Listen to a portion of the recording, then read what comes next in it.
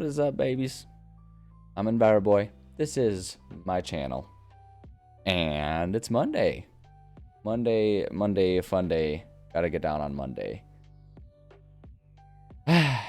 Beginning of a new week. And I'm largely indifferent to that because every week is just another week, right? I don't know. I don't have anything profound to say about it today. But it is Monday. And that does mean we are going to work on some writing today, as we do on Mondays.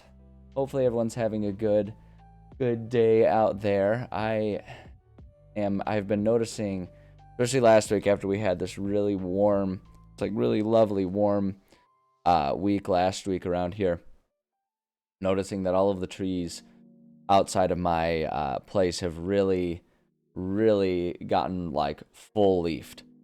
And so it's really exciting time because it means that the building, so like the way my apartment complex is set up, right, is we've got a bunch of buildings and they're sort of in between each building are small patches of like woods. Like woods is a little generous, but like we have lots of trees and everything. And so it's, it kind of has this feeling of like almost like being at some sort of like wooded summer camp or something. So it's very nice once we get leaves and stuff, because then it actually kind of offers privacy between the buildings, so I don't have to worry about someone peeking in my windows, which is largely not a big deal because I'm not ashamed of all of the tremendous amounts of sex, drugs, and rock and roll I have going on in my apartment. No, really, what is nice about it is that we have a lot of really nice scenery, and we get all kinds of birds, including a couple owls that'll stop by, and it's really nice. I'm really excited that we're getting to that time of year. Hey, Itsuki, how's it going? Good to see you here. So it's quite lovely, and we are having a very sunny day around there, and I can see outside of my window the birds all chirping, and they are all around, and they are very happy that I have remembered this week to fill my bird feeder. So it's a good happy day around here today, and hopefully it's the same for everyone else. And yeah, I don't know, it's hard to be disappointed with the world when, spring has sprung and everything is lovely outside, and I'm just sitting here inside goofing around at my computer. So that's why I put my computer next to a window, so I can still enjoy the outdoors when I'm indoors. And I'll have plenty of opportunities myself to kind of get out and about and enjoy this sunlight in a little bit. But for now, it is time for us to go ahead and do a little bit of writing. And I'm super excited about that because I look forward to being able to sit down and be creative all week long, all weekend long. I get excited about it because like throughout the weekend I'll come up with ideas about stuff that I want to do for the stuff I'm working on stream, but I don't want to like not work on it on stream because I know there are other people that are invested in what I'm working on. So I just like build up these ideas and this motivation to get working on stuff. So maybe I should stop talking about wanting to work on stuff and actually work on stuff. How about that, huh? What a novel idea that would be. So let me bring this over. Let's go ahead and get going here. I'm gonna have us do what we've been doing. I've really liked this system of kind of warming up with a little bit of that rune homebrew system that we've been working on. It's been a lot of fun doing that, and I've definitely found that's a really good way to kind of get myself in the zone for writing. Why OneNote? Well, one is because just for other purposes I have OneNote already, because I have to have Microsoft Office for other things that I do in my life. So it's there. And the reason I really like it is because of all of this tab organization stuff.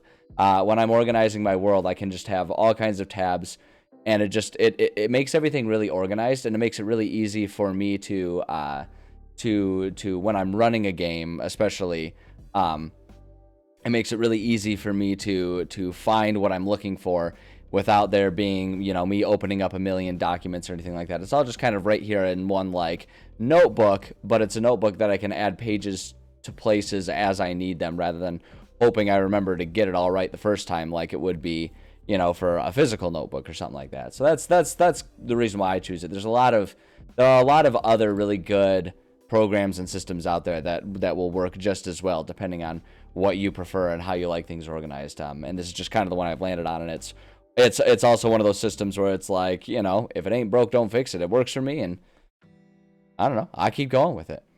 So the runes are so it's I primarily run D&D 5e, and really that's just because that's like what all of my friends were it was most convenient for all of my friends who had never played. They wanted to you know, they wanted to try it, and so D&D 5e was the easiest one to do. And so yes, it very much is. It very much is modeled after the Pathfinder system. It's a way to in 5e for players to enchant their weapons rather than just hoping to find a magical weapon. We have this system so that way they can sort of create their weapons, and it makes it a lot more fun for them because they get to sort of customize their weapons or armors or really whatever they want to do. They can kind of customize their stuff in whatever way they choose, and it just makes it more exciting. Pathfinder, yes, no, yeah, absolutely, 5e is much more accessible. It's just it's beginner friendly, and all of the books are very easy to find. I mean, all of my players found their first copies of the books at the library. They were able to borrow them from the library. So that's why it's such a commonly used system, I think, is because it just makes it really, really easy for people to sort of jump into it. So, but yeah, the rune system is very much modeled after Pathfinder. It's got some differences, but largely that's like where the idea came from, because I was like, boy, isn't that really cool when people can just sort of like make weapons or armors or whatever how they want them to be, rather than hoping they find one that's kind of, you know, applicable to their character.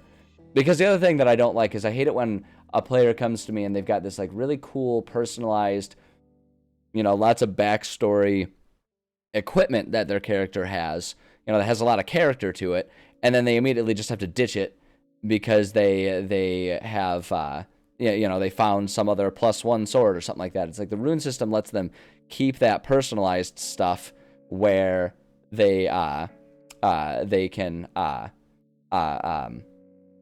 like just kind of edit their stuff as they need to. So let's see here. So Pathfinder for the freedom you get when making characters. That's fair. That's fair. Yeah, I mean, I think they're both fantastic systems, and I think it just kind of depends on what your preferences are. I think it just kind of depends on what you like more or less out of a game. Pathfinder being leaning towards being better for people that like a more specific rule system, and D&D being at least 5e being more so, you know, more preferable for people who like a more loose approach to playing the games, which is probably why it's a bit more accessible to new players. There's a little less to learn for 5e out the get-go to be able to functionally play. So, pardon you, on what part? What part do you need repeating? I said a lot of things. I tend to talk a lot. I tend to babble, so it's hard to know.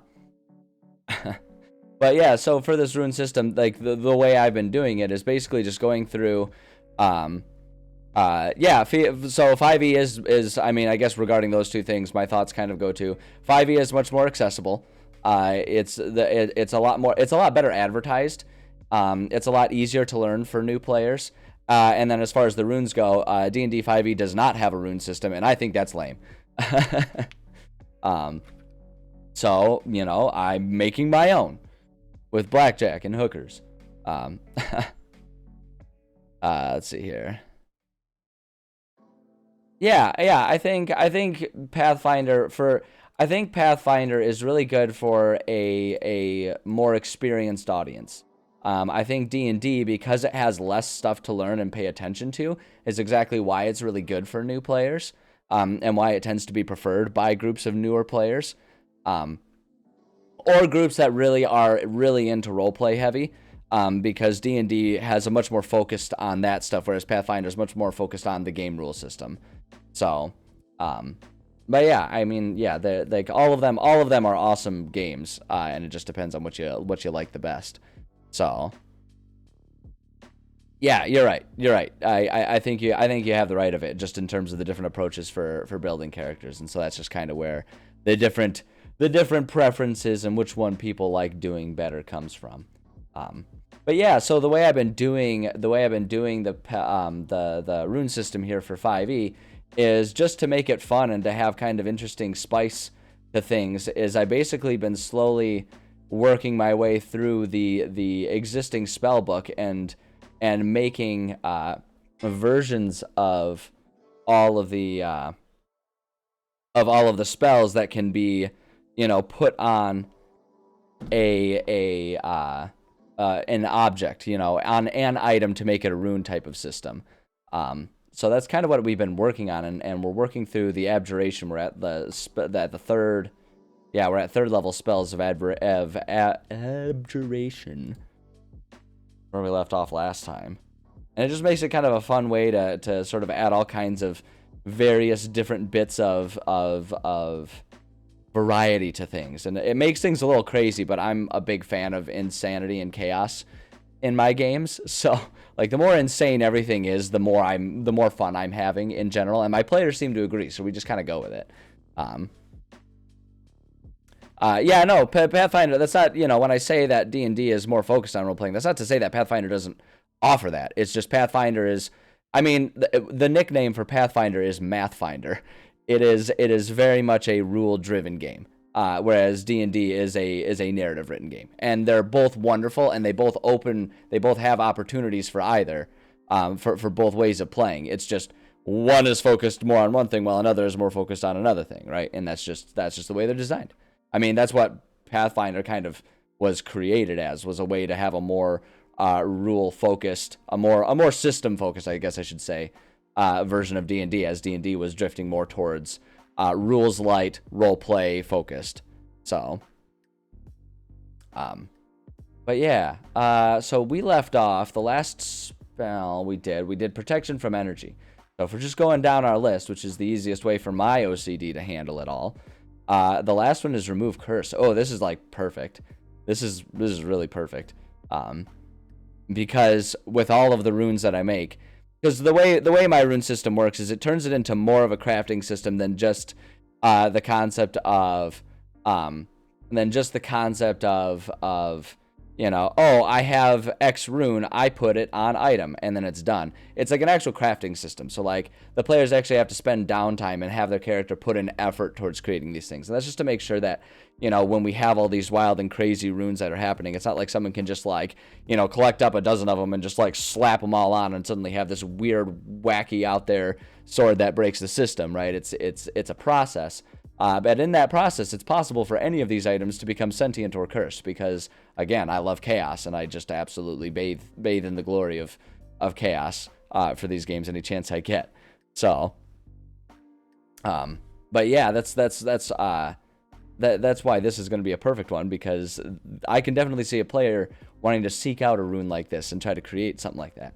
Firefox is an excellent system. I am a big advocate, obviously, because I'm using it. Let's see here. Although clearly I don't customize mine all that much. Alright, let's see here. So, we're gonna do Remove Curse here. Remove Curse is what we're working on here. And then the way I always do it here is we just kind of put the original spell as written in there, and then we just kind of massage the language a bit to make it more of a rune, imbibement type of system. So that's so we'll copy and paste the stuff here. And so it says, at your touch, all curses affecting one creature or object end. If the object is a cursed magic item, its curse remains, but the spell breaks its owner's attunement to the object, so it can be removed or discarded. So instead, we're going to say, at the touch of the imbibed item, because it's an imbuement, right? So, at the touch of the imbibed item, all curses affecting one creature or object end. If the object is a cursed magic item, its curse remains, but the spell breaks its owner's attunement to the object, so it can be removed or discarded. I think that's perfect, actually. So it remains a cursed item. It just means the person can discard it. because that's how pretty much the curse for all of them are written. They must be removed magically. So I think that's perfect, exactly as it is. Yeah, no, you're not wrong. You're not wrong. There's a lot of customization options for Firefox. It's one of the reasons why I like it too. One of the reasons I like it too. So yeah, I think this one's pretty easy. I don't think we need to do much changing to it. Create cursed items is the nature of its magic. I think it's gonna be kind of funny if there's a potential for a remove curse to be cursed. We'll see what we can come up with it. We'll see what we can come up with. It's a rare chance for anything to become cursed, so it's unlikely to really ever be a concern. But I don't know. I think there's a certain irony that's just too delicious to ignore. I think it would be. I think it'll be really fun. Let's see here. But anyway, just for the example item here, I always give like a little example item, so like just to sort of set a concept of like what it'll look like, because a lot of these things I'll create and then they might not show up in my game for years, right? And so I always like to have a sort of example when I can, so that way I have an idea of where my head was at when I'm trying to review this thing, because the number of times when I look at my notes and I'm like, what the hell was I thinking? You know, because it's so long ago, is just too numerous to count the number of times it's happened. So I try to add some sort of example these days, examples and explanations of what I was thinking in my own notes. And present me always thanks past me when I do that. So, but God, yes, I mean, yeah, just irony in general, I think is just a fantastic thing. It's one of my favorite things to utilize in a game or when I'm writing or anything like that. I think it's beautiful. But for this thing, I'm thinking we can just have like like it can be put on any object.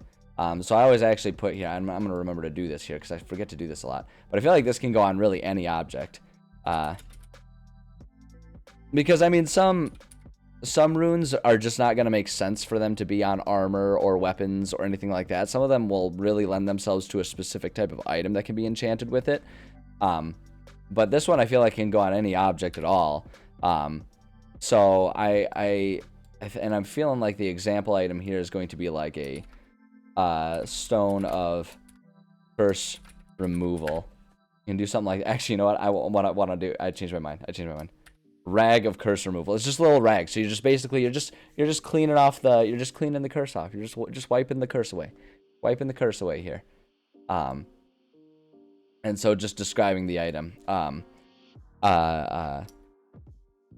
Let's see here. This item has grown in popularity since the unhinging. And the unhinging is something we'll go over when I start actually working on the campaign today, but that's part of my homebrew world. With the increase of negatively impacted magical items, more and more people are looking for ways in which these items can be discarded without danger. Boom. And it's just as simple as that. A rag of curse removal. I like the idea of just wiping it. All right. Yeah, no, I know. I'll catch up there. I have to bounce between chat and writing if I'm gonna actually get anything done here. Well, 20 character Pathfinder. Be like, well, if Eastern Dragon, that also happens to be an Eldritch Goddess. All right. Fair enough.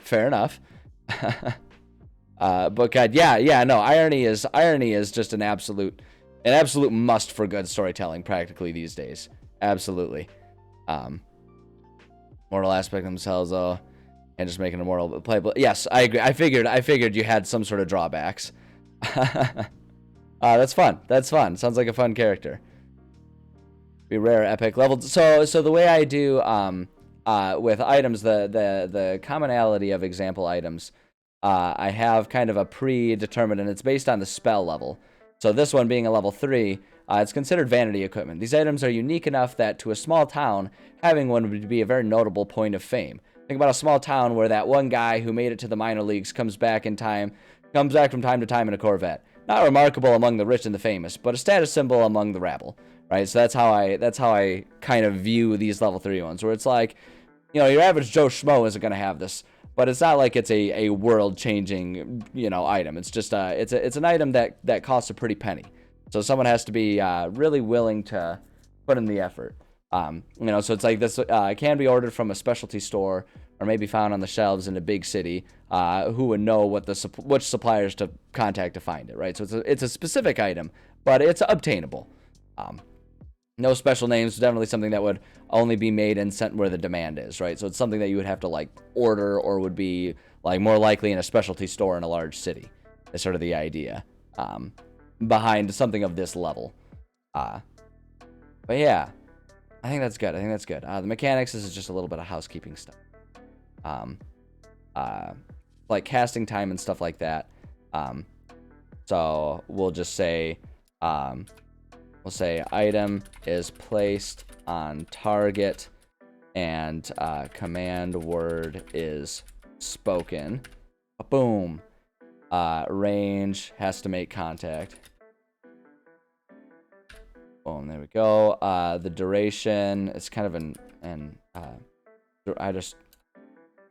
we just can get rid of the duration.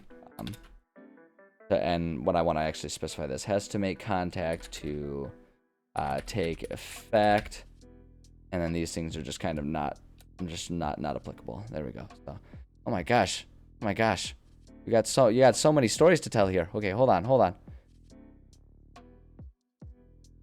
Heavy flavoring on the spells. Yeah, I let my players do that a lot of times. Just kind of reflavoring spells as long as it doesn't change them mechanically. Hang on. Okay, fair enough. I already reached class. Pearl. Shape an enemy. Alright, fair enough. Let's see here. It's interesting. Alright, yeah, lots of cool flavor going on there. But yeah. Let's see here. 2 turns to work. I mean, I guess I wouldn't say so for this, but I feel like an item like this isn't going to be something that's used in combat most often anyway. I mean, it can be, but I guess I wouldn't say it because it's the one thing actually, and that does make me think I should specify once per day. Whenever it's a rune or something like that, or an imbibement, it's always once per day. So I would say it's a 1-turn item. Just because I always give like talking as a free action. I mean, like if they're going to use this thing and say the command, then it wouldn't be, you know, you wouldn't be able to say anything else, like give, you know, complicated commands or anything like that. But I would say it can be a 1-turn item. But a lot of it's a homebrew system, so it's all malleable anyway. And I mean, that's one of the things I always say. That's one of the beauties. One of the beautiful things for me that I am very grateful in, that I get to play with friends. Like I'm part of 2 different campaigns. One I'm the DM for, and one I'm the player for. But both of them I'm just playing with groups of friends. So it's very easy for us to like, we have a very easy time just kind of like on the fly rebalancing things as needed. So I don't tend to overthink those types of things. If I were writing this as an official rule set for distribution, it's, you know, obviously I would need to be more attentive to those things. But yeah. So the command words, I always just say whoever's doing the enchantment or the imbibement gets to choose the command word. They get to set it whatever they want it to be. And just because like the whole point of the rune system is so that way players can make more flavor for their stuff. And so if they want to flavor it however they want, they can go ahead and do that. Let's see here. Flavor a lot of the spells. No, but I mean, literally just, man, you've got a lot of thought going into this character. That is for sure.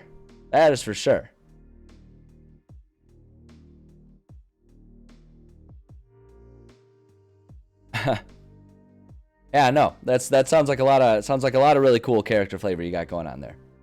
It's impressive. But yeah, no, the whole point of this is really just to make things more fun and focused on the players creating characters that are flavored the way they want them to.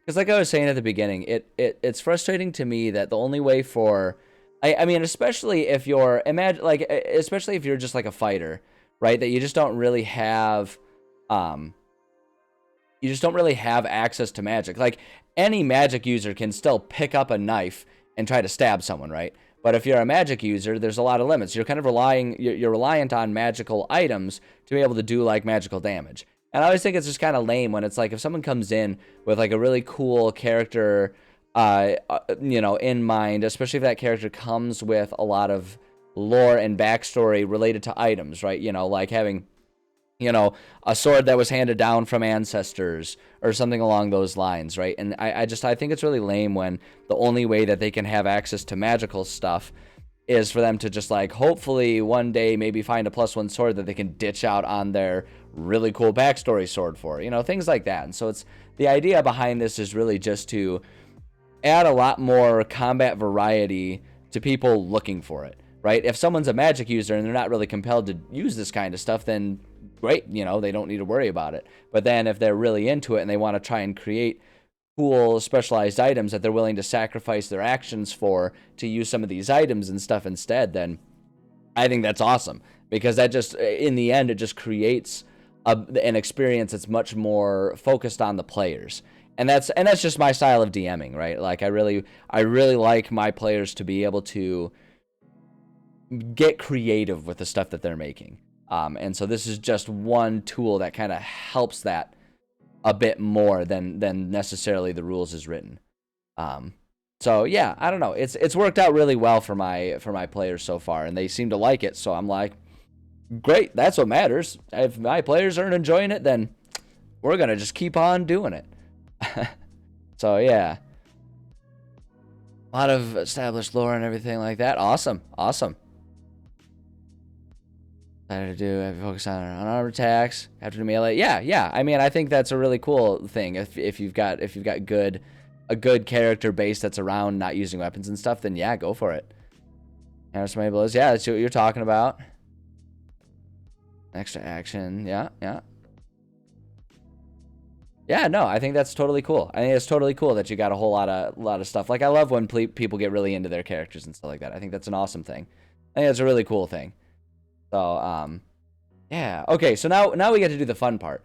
So we've come up with what does this thing look like if it's an imbued item. Now we get to have fun thinking about if our players, as they're going through the process of making an imbued item, end up making a sentient item. Because that's the other thing. Like I say, it's a crafting system, so it's one of the reasons why I like having such wide variety. And some of these things can be really powerful, because the more powerful the item is, the more of a struggle it's going to be the more work it's going to take for players to, the more work it's going to take for them to actually make make the enchantment or the imbibement onto their item, right? They have to spend downtime, they have to go through it. The more skilled they are at doing specific things, right, the quicker they might be able to get it done. And so, but of course, part of it is because they're just trying to do this, of their own accord without necessarily being professional enchanters or anything like that. There's always the chance for weird things to happen, including the item becoming sentient or the item becoming cursed. And so I always like to kind of come up with some parameters about what that would look like if it happens. And so if it's sentient, there's the possibility that it'll have some sort of bonus, some small bonus effects based on what personality it has. And the way I kind of do it is, if it's good, it will do something extra for the user. If it's evil, it'll do something bad for the target, or the enemy or something along those lines. So it's like either way, it still helps the user. It's basically like sentient is something extra to help the user, whereas cursed is something extra to negatively impact the user, is the idea. So like an evil thing is something that it'll help its user, but it'll do it in a way that makes it a bit of a dick. And then lawful is it narrows the effect but makes it a bit more potent. And then chaotic is it'll broaden the effect but it's a little less potent, is usually the generalities that I follow, although we have to play pretty fast and loose with that oftentimes. So, okay, let's see here. Made level 20. Well, what you can do is if you have a level 20 character, you can use that as your end goal target, and then you can then start at level 1 and work on, as you're going through a campaign, building the character until they reach that level 20 focus. I actually do that when I'm a player. I do that a lot, so that way I can sort of have in mind, it makes leveling up easier as I go, because then I can have in mind sort of what trajectory to have my character going in. So you could always do it that way. You could always do that. Time and effort and personality and magic. Absolutely, exactly. It makes things, again, it makes things feel a bit more involved rather than just, because that's the one thing that I don't really like about the Pathfinder rune system, is that it's basically just like, hey, you found a +1 sword. Y'all can just go ahead and put that on whatever else you want. And it's just like, boom, just like that. And I was like, that seems so easy, right? When we're talking about creating a magical item like that, that just makes things seem so nonchalant, right? For something that is such a cool concept of like magically, like you're imbuing magic into an item. You're creating a legendary item. Like it shouldn't just be like, oh yeah, and before I go to sleep, I just kind of make this thing a +2 sword now. Like, geez, oh Pete, it's kind of jarring. An evil character having an evil sentient sword, it'd be a bad combo. That's for sure. That's for sure. It would be double the assholishness for sure. Chance to heal the user 1d4 from random wild magic. That's a possibility. That's a possibility, yeah.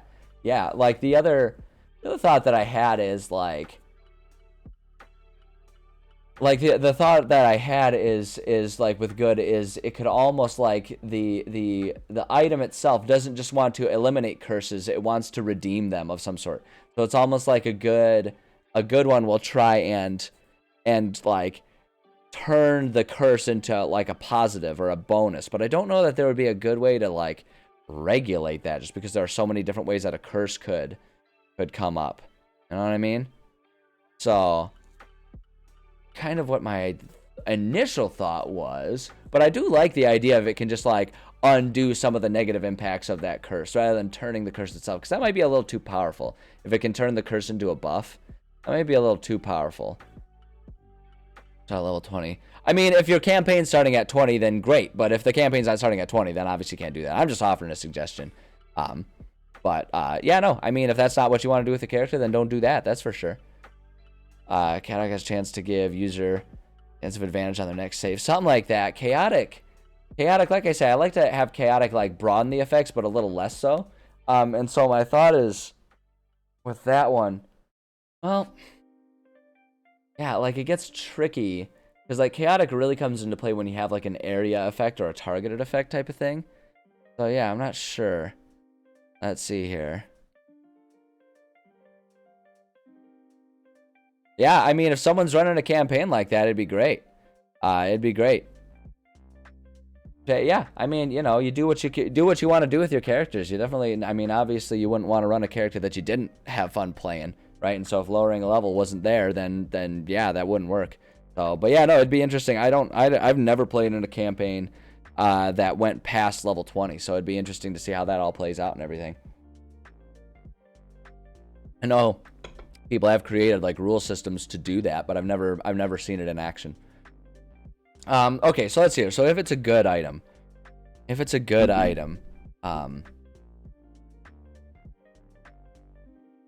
touch imbibed item, all curses affecting the creature or object end. Object is a cursed magic item. Curse remains, but the spell breaks its owner's attunement to the object, so it can be removed or discarded. There's a chance to store effect of the curse to use on the next enemy attack. See, I would almost consider that to be like like that's almost more of a chaotic type of thing to me, right? Because it's gonna broaden the effect of that curse, right? It's going to widen the footprint of it, so to speak. I mean, yeah, no, I'm certainly not gonna tell you how to play your character. That's for sure. That's for sure. Let's see here.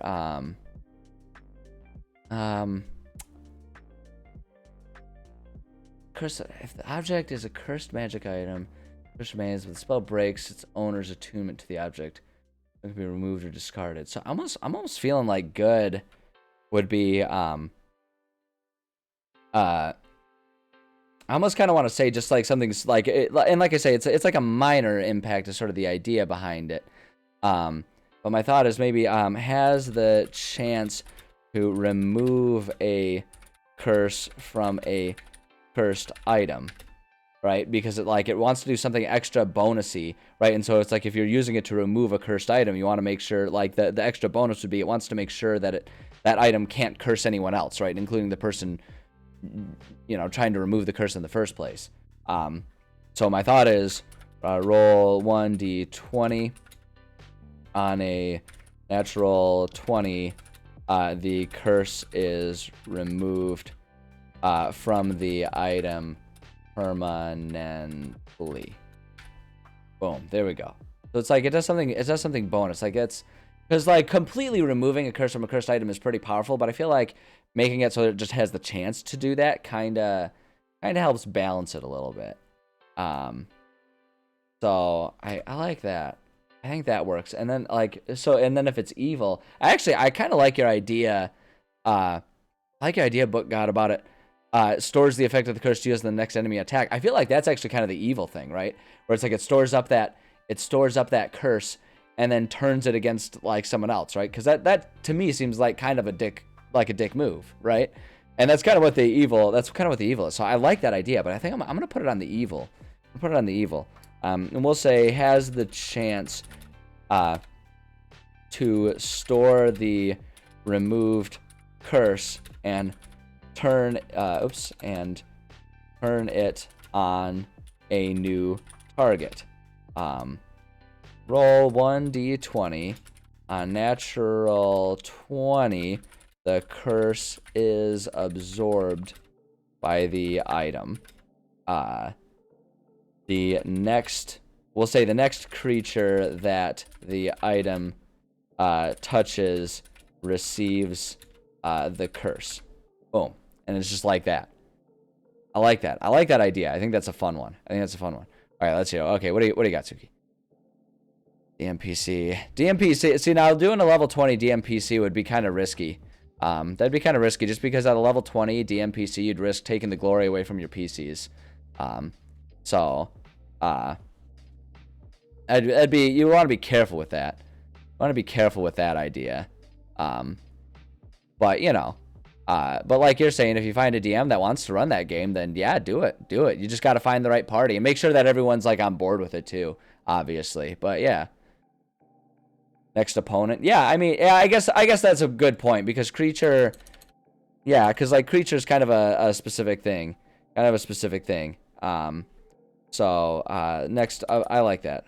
Opponent. Yeah, no, I read them all. Yeah, like if you can find the specific game, then yeah, by all means. Like I say, I'm not gonna sit here and tell you how to play your character. That's for sure. Hey, John, how's it going? Happy to have you lurking, and happy that my voice brings you pleasure and happiness. My beautiful. I'll make my voice more baritone, so that way it feels more grand and soothing. God, I don't know if I could keep that up for like 4 hours. I feel like that'd be tough. All right, let's see here. So if it's lawful, so a lawful item, I always like to have it. Like I say, it's like it narrows its focus, but maybe makes it a bit more potent. And so my thought behind lawful, let's say, oh wait, what do you got? Yeah, I love it when other people have ideas because like a lot of like it's so easy to get stuck in your own head with your own ideas, right? And so I love getting other perspectives because it can really snap me out of just like my own patterns. So what do you have? Has a chance to bless a random item in the user's inventory. See, now I would almost put that as chaotic, right? Where it like broadens the footprint of it again. I would almost put that as more of a chaotic, but I like that idea. Where it's like it's almost like it sucks up the curse and then redistributes that energy in like a more positive way to someone else nearby. I like that idea. I'm gonna come back to that because I like that idea. Then I took an arrow to the throat. It's a miracle I'm alive. Oh boy. Yeah. I mean, yeah. I think, like I say, Tsuki, I think you've got some cool ideas. I think you just got to find the right group. Just send it over to the throat. You know what? I will allow you to take that. You can take that, and you don't even have to credit me. You can just take that and use it moving forward, because because damn it, it's a funny idea, and the more people hear it, the better. We'll share the glory, because I wouldn't have thought of it if you hadn't brought up the meme in the first place. Oh boy. Okay. So if it's lawful, my thought about if it's lawful is like narrows the focus but makes it more potent. Is the idea that I have here.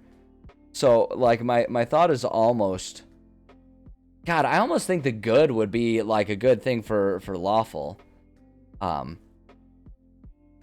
Like I might take this and move that over to lawful when I think about it.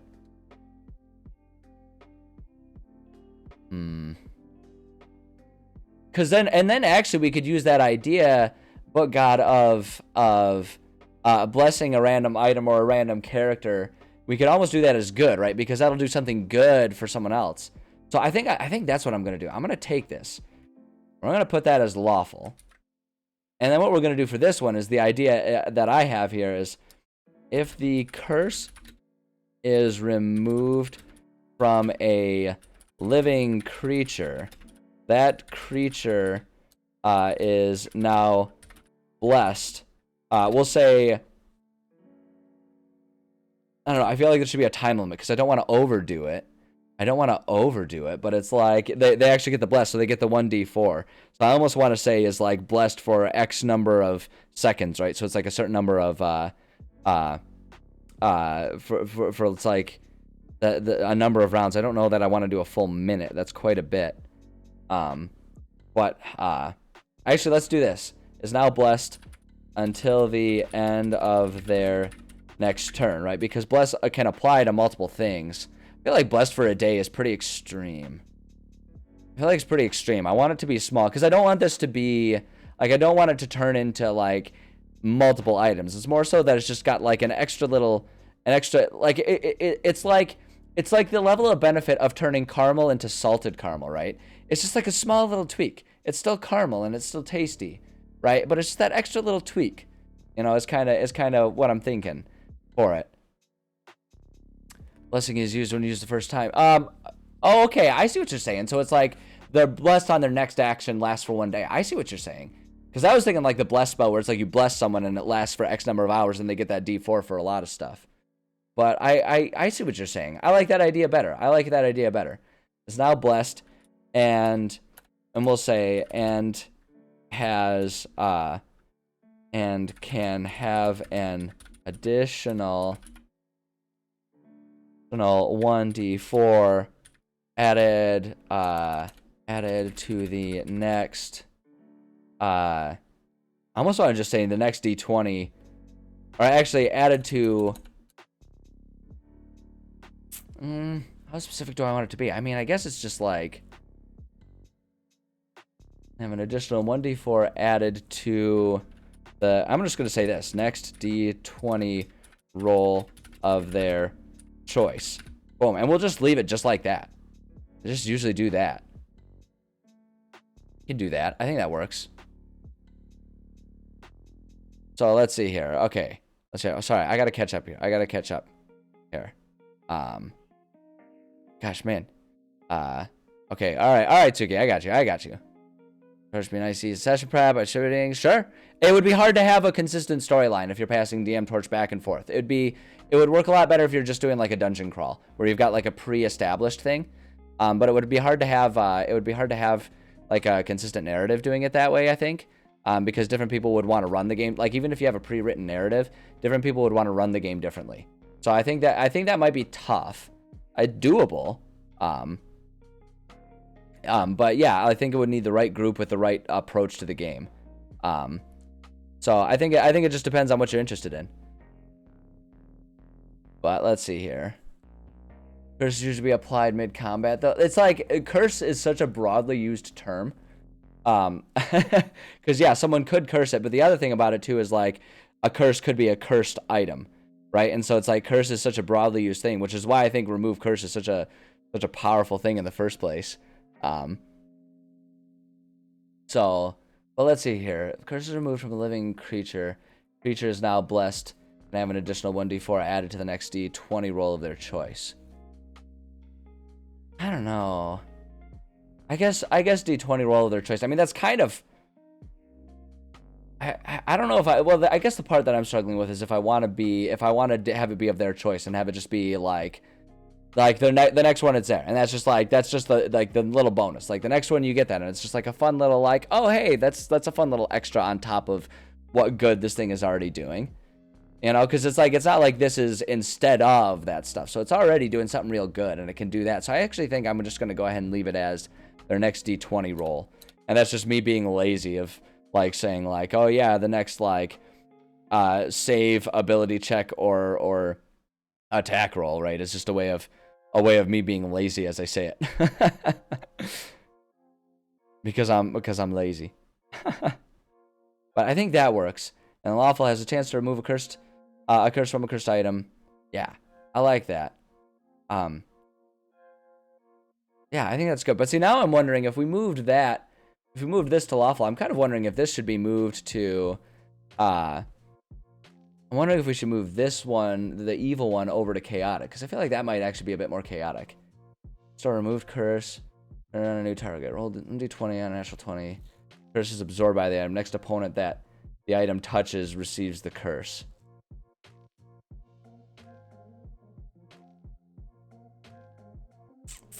I guess I'll leave that as evil.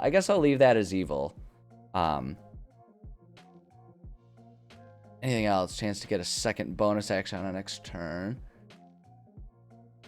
Could do that. My concern is just like the more we get there, the more we stray away from the concept of like a curse, like a bless. Because like I like sort of the sort of yin and yang that we have going of blessing and curse with it. So, oh, I see. Oh, you're just talking about anything else there. I just put that there as a placeholder to remind myself if there's anything else. I don't think there needs to be anything else. I oftentimes delete that and don't use it. I just sort of have it as a placeholder there in my template. But yeah, so like a chaotic item, if it's chaotic, I almost feel like here's what my thought is. Item will remove the curse and cast it off in a random direction. If the dispersed there it is. If the dispersed curse so my thought is that it'll take it and it'll just like shoot the curse out, because it doesn't remove it. It just like, well, it does. It like it removes it and then like just like disperses the magic in a random direction. And if there's anything immediately next to the person, or the item that's done, like within 5 feet, and then that thing receives the curse. Otherwise, then it'll dissipate, right? So if the dispersed curse, yeah, exactly, it yeets the curse. I like that. Like that sounds like a pretty chaotic action, right? So it feels like some chaos to me. Move the curse, cast off in a random direction. If the dispersed curse hits curse, let's see. Let's do this. If there is something within the path of the dispersed, if it hits the floor, it's just it does the dinosaur. No, if it hits the floor, it just disperses. And so it's like that's the chance. Like, and so it's like you could strategically try and use it that way almost, right? So it's like you might, intentionally remove yourself from the area if you're trying to uncurse an item. So there's something within the path of the dispersed, within the path of the curse and within 5 feet, that thing is now cursed. Otherwise, the curse dissipates. There it is. As the curse dissipates. Boom. There we go. Let's see here. Spitballing ideas. Yeah, no. I think Tsuki, I think spitballing ideas is a beautiful thing, and that's kind of exactly what we're doing with this whole thing right here. I think that's there's nothing wrong with thinking of ideas. Let's see here. Gotta have a distance limit. It would be really funny if it just kind of keeps going. It's like, I actually do kind of like the idea of like having it go off in a direction, and then just like in later sessions, like have our players next time they go into town, they're just like, there's like, you know, they overhear a conversation talking about, it's like, oh yeah, grandpa's still with the healer. Yeah, that curse came out of nowhere. We have no idea what happened. He just suddenly started like being poisoned. We have no idea. He was asleep in his recliner. Like, no one knows. Just a freak accident. It just came out of nowhere.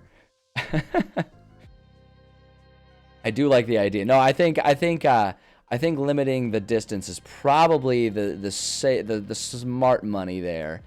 But I do really like it, and that's the type of audible that I might throw just for the sake of amusing it. The only reason I really want to put the limit is just so that way it's not like if someone's in the middle of combat, like they're too afraid to use their item, or like if someone's like camping out at night, they're like super afraid to, you know, they're worried, because I could see my players getting into it and being like, well, we're in a dangerous place, I don't want to leave the room, you know, but I don't want to hit any of you guys with anything. So it's like you gotta be you gotta have some kind of limit there. But yeah, it would be really funny if it just like the other idea that'd be really funny is if it just like is instantly in that direction. It's like, suppose it never hits anything and it goes all the way around the world and hits the person it was removed from in the first place. Boom, there it is. That's the end of it right there. Eldritch Horror. Yeah, sure. Fair enough. I feel like almost what you've created is just an NPC character. An NPC character that could be present for all of the other players and stuff to interact with. Is kind of almost what I feel like you've created at this point.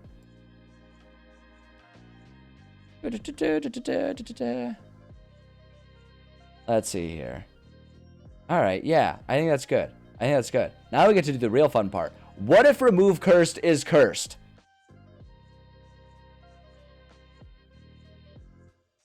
I think this is going to be really fun. I'm really excited about this.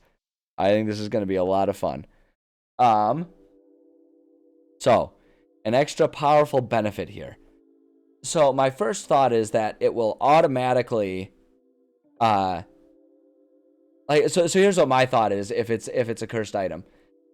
It definitely will, I feel like the item, will be able to, like, remove any number of curses. Like, my first thought is the extra powerful benefit. I guess my thought is remove the once a day limit. But the problematic side effect is that, it always works on curses. That's the other thought that I had, is like if it's a cursed item, it'll always like remove the curse every time, rather than just making it so you can ditch the cursed item. It will always like flat out remove it, right? And so it's like one of those two things. But my thought is that it always stores up that stuff. And the problematic side effect is that every day, as long as there's a curse stored up in it, every day you roll a d20. And on a natural 20, that energy, that curse energy, will just like explode. And so it's like, yeah, exactly, Book God. You like, that's the concept. Is that it will just suddenly explode in curse energy, and suddenly you're all like really cursed. And you have to figure out how to deal with that. Right, and so that's like that's the trade-off. It's like it may never happen, but if it does happen, like, uh-oh. I like the idea of a D100 just to make it even more, because like my goal is always to tempt players to use it anyway, despite the risk. That's always what my goal is. So I actually kind of like the idea of the D100. I think that's a good thought. All right, let's see. Let me catch up what you got here, Tsuki. Let's see here.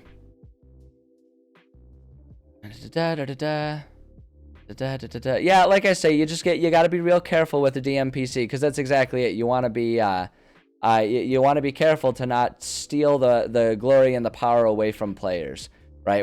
Especially if you're talking about having like an Eldritch God type of character. So that's the thing you got to be careful with. So that's what you got to be careful with. Which is why I say just having them be like, if you're gonna go with the God approach, just have them show up when it's opportune for them to give the players information rather than them always being present and having to come up with an excuse to nerf them in combat. Just have them show up at like important story moments or something like that. You could do. But yeah, on a nat 1 Ipsy, yeah, I think I actually really like that. I really like that.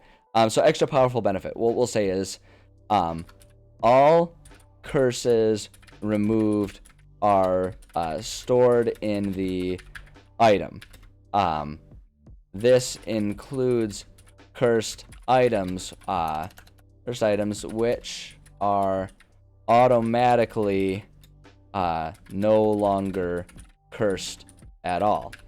And then the problematic side effect is every day the owner must roll 1d100. On a natural 1, the stored curse energy is released, inflicting the total stored curse. I'm trying to think about how I'm going to write it here. Inflicting the total stored curse energy on the owner and anyone. I kind of want to say anyone within a 10-foot radius. So it's like you have to, like, every time it's like stored up, like, and like it'd be really fun too, because I feel like this is the type of cursed item that a player or a character wouldn't know is cursed. And so it's like, as the DM, you're the one, you write down all of the curses that are stored up in there, and then they get that one, and then like you just don't tell them what they're rolling that D100 for. You just do that, and then if they get that one, that explosion happens, and they have to deal with it, and I think that'd be hilarious. And then of course, what it takes to remove, of course, it's going to be must be removed magically. If the owner tries to abandon the item, it will release all stored curse energy. So if you try to consciously get rid of it, the item will then release all of it, because it's just pissed off that you would try to do such a thing. How dare you? How dare you? Oh boy, I like this. I like this as a cursed item. The cursed version of this item is my favorite version of this item, and I almost want to introduce it to my players just to screw with them, because I think it would be hilarious. Oh, I love it. Oh, I love it. Okay, all right, with that one done, I need to run to the bathroom real quick. I will be right back. It won't take me very long, and then when we get back, I kind of want to do one more.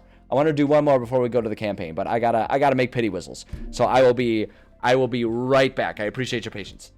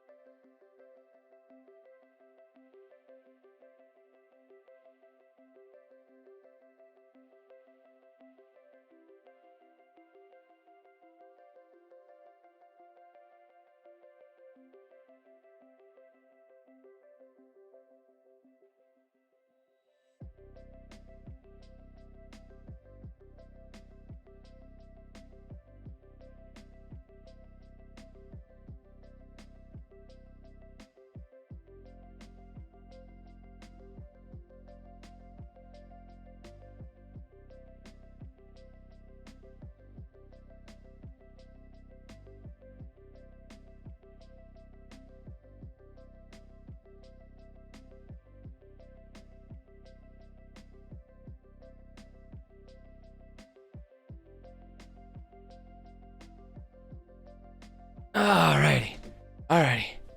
Whew. Much better. Much better. I work really hard to stay hydrated, but that's a double-edged sword. It also means the bladder is constantly full. But, you know, drink water. Stay hydrated, people. Especially now that we're going into summer. Don't play games. Don't play games with your hydration. Unless that game is stay as hydrated as possible. All right, let's see. What did I miss? What did I miss? I travel at a level 1 party. That makes no logical sense. Yeah, that's good. That's good. That's good that you got that in mind. Only give out the cursed version. Yes, I should do that. Like this that item only exists as a cursed item. Oh boy. Oh boy. Yeah, no, I think you got the right idea there, Suki. You just got to be careful. You just got to be careful, but it's doable. You got to be careful, and you got to have the right group. You got to have the right group that's on board with it. So okay, let's see here. So I think that was that the last? Yeah, that was the last level 3. Which is fun because that means, you know what that means? It means we get to do the level 4 ones now. Hooray! Although it is fun because that means we're getting even closer to doing like all the like god tier imbibements and everything. Which is that's just fun. So let's see here. We're just going to copy this page for the sake of having a pretty template. Paste it here. So this is going to be level 4 imbibements. Imbibements. There it is. There it is. Hey, Gabby, how's it going? I am doing well. Thank you for asking. Hopefully you are doing well as well. Let's see here. So we don't need a lot of these things. We don't need this stuff because we're just doing our imbibement format. Although, hold on. Yeah, whatever. Fine. And yeah, good. We already have our stuff there. Now, just to make sure that I don't have to reopen another page. Copy. What is... Oh, I see what happened there. What I did. Hold up. Copy that part. Not copying the page. Just copying. There it is. Okay, I got there. Sometimes it takes me a couple tries to get things right. But, you know, with determination, we can figure it out and get going. Okay, let's see here. Let's do our level 4s. Oops, no, I don't need that open. That's my mistake. My mouse slipped. When I say my mouse slipped, it was my hand. I shouldn't blame the mouse. It was me. It was me. I'm the one that sucks. All right, level 4. Filter them spells, baby. Yeah. Aura of life. Okay, this is gonna be fun. All right, this is gonna be fun. Now, just so we're like, and you know, on the same page. So our level 4 imbibements. Town or village claim to fame. These items are items reserved for local leaders. They are very expensive and typically require a unique request to find. It is not uncommon for the use of one of these items to be the source of fame that helps launch someone into power enough to be elected or appointed as a local leader. Kings and gods may scoff at the item, but the peasants will be in awe of it if summoned before the owner. Easy to special order, but must be ordered through a specialty supplier. Not usually given a special name by the creator, but often the owner will have a nickname for these items. So these items are starting to get pretty powerful, right? So a small town like this would be, like a small town might see this as god tier, even though a god would look at it and be like, that ain't shit. Y'all ain't shit, right? But that's kind of the level of power we're talking about here. One of these days we'll get to level 9, the gods themselves. One of these days we'll get there, but we gotta do the legwork to get there. We gotta earn it. Gotta earn that right. Which makes no sense because I'm the one who created this system, so I could create the rules and I could say I've earned the right now. But damn it, I have a code that I must follow, and it's stupid, but I'm committed. Oh boy. A castle. When the players get at the start of the kingdom, Bible campaign sometime later. Oh, so it's like a castle that's gonna be their like home base or something. That's pretty cool. That's pretty cool. Like a base that they can build up. Okay, Aura of Life. Let's copy and paste this stuff. Copy that. Aura of Life. Boom. And then for just our little bullet point. Boom. And then a zoop-a-doo. There we go. Oh, and we need to bullet point this because it will bother me if I don't do that. Something with an elemental aura. Yeah, we'll see. Like I say, I always take it as it is, and then we just kind of massage it a little bit, massage the language so it stays true to the spell, as true to the spell as possible, while still making it an imbibement. So let's see here. Oh, that's a good idea. That's a good idea. Kind of have the final product, so that way you can make sure you provide them everything they need to get to said final product. That's good thinking. That's good thinking. All right, let's see here. Life-preserving energy radiates from you in an R. So, okay, first off, radiates from the item in an aura with a 30-foot radius. Until the spell ends, the aura moves with the item centered on the item. Each non-hostile creature in the aura, including you, has resistance to necrotic damage, and its hit point maximum can't be reduced. In addition, a non-hostile living creature regains 1 hit point when it starts its turn in the aura with 0 hit points. I think that's actually really cool. And I actually think this is a really good like enchantment item. Like, this is definitely like a really awesome, like, this would be something that would be, you know, given to like paramedics, medieval magical paramedics. Like, my first thought is that, like, if there was like a big healer's hut, healer's house of some sort, right, where there's a collective of healers, doctors, but like the medieval versions of it, they would have like half a dozen of these on the shelf, right? So they could just be like, oh, we got an emergency, this adventurer took an arrow to the knee, and he's like sitting there bleeding out. Then they can just like grab one of those and just like plop it down on the bedside table in the emergency room, right? And it'll like kind of like stabilize them, you know, with the it can't be reduced, and it gains 1 hit point when it starts its turn with 0 hit points. You know, it's like you can just kind of like plop one of these things down as an emergency thing, and they keep a couple of them on hand, so that if there's like a big massacre or something like that, they have a handful of them.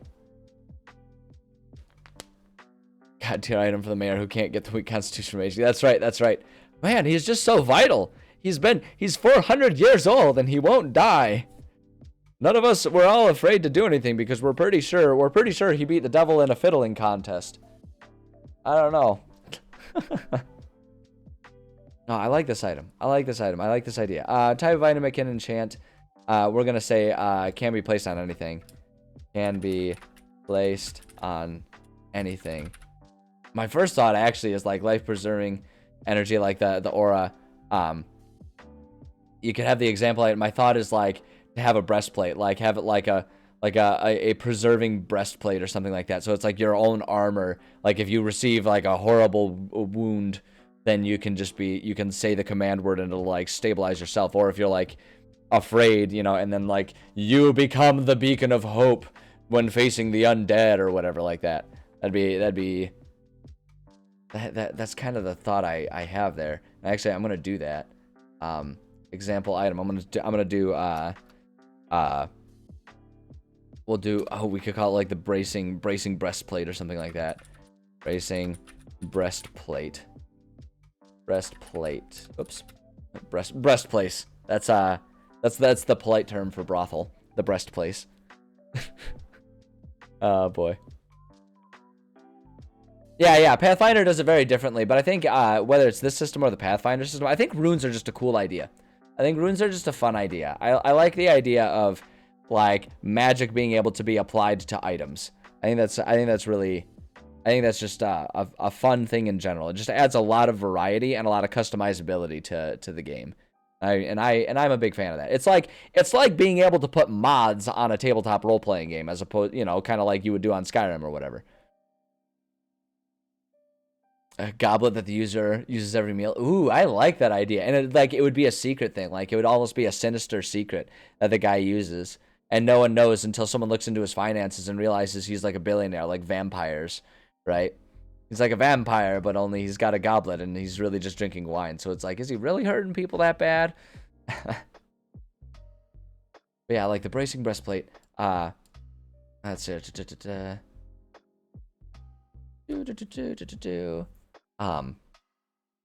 Describing it, an item that has been custom ordered by many war generals.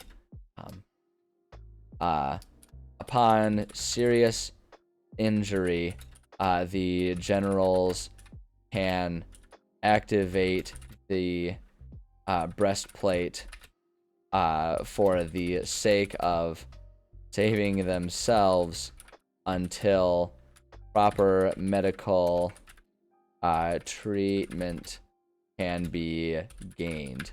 Boom, there we go.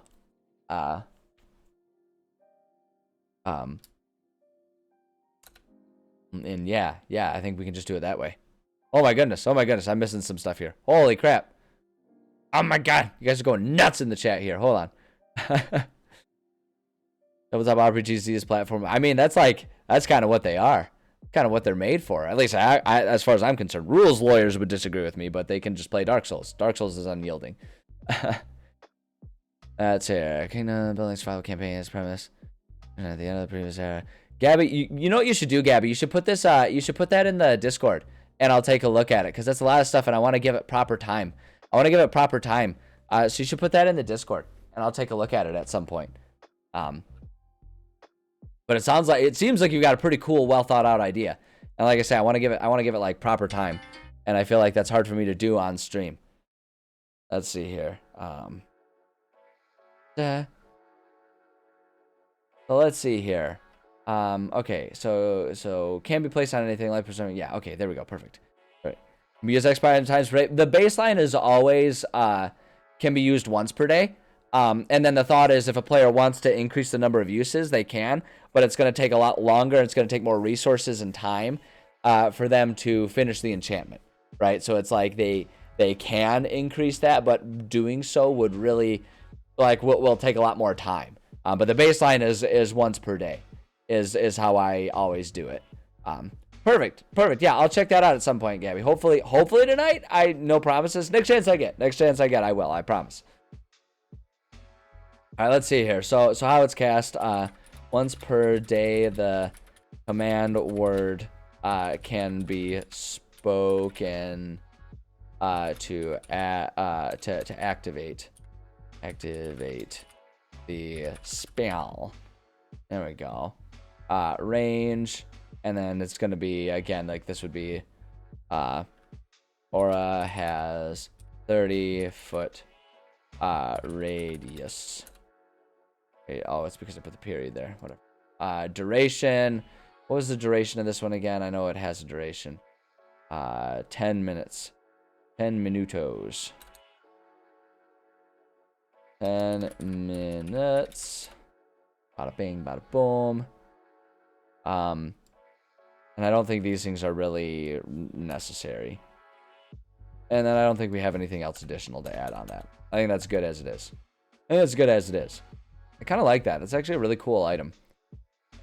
I actually do really like the idea of like someone having it secretly and just like secretly using it once per day to like bolster their health, you know, for any other reason, for any reason that they can come up with, and having it just sort of be like this sort of sinister secret that like once it's uncovered, everyone would be like, oh, that explains it. I like that idea. So now, if it's sentient. So if it's good, my thought is, so like, wait, hold on, let me see here. Each non-hostile creature in the aura, including you, has resistance to necrotic damage. Hit point maximum can't be reduced. Addition to non-hostile.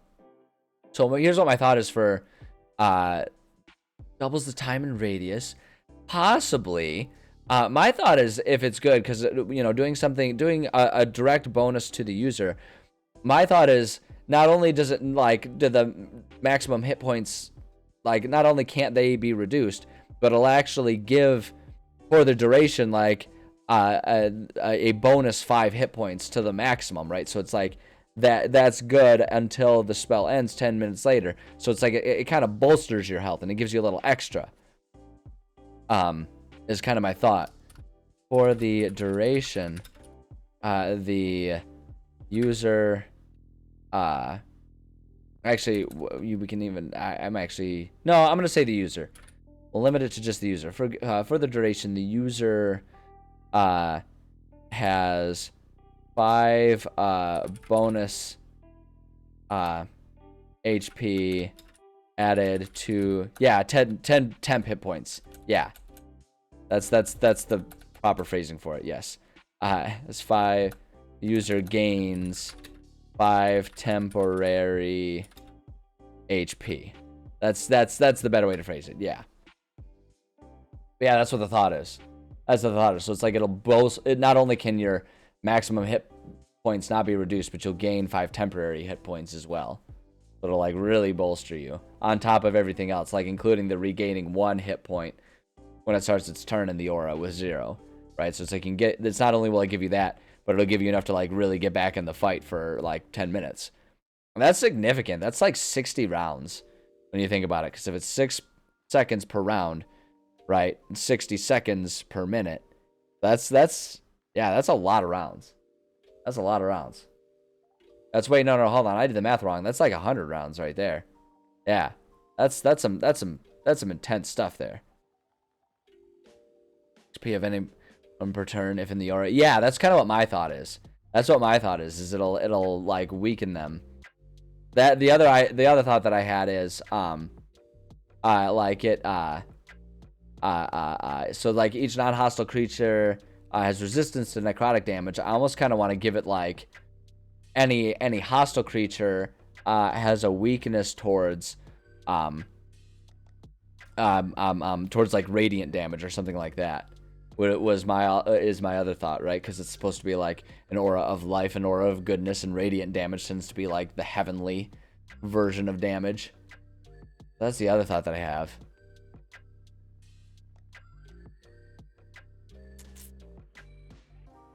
Yeah, I kind of like that one. Any hostile creature, because then it just like really leans into the concept of this being like, you know, like a special item of like a paladin that they keep with them for entering battle or something like that. So any hostile creature within the aura has weakness to radiant damage. Boom. I like that, actually. I really like that.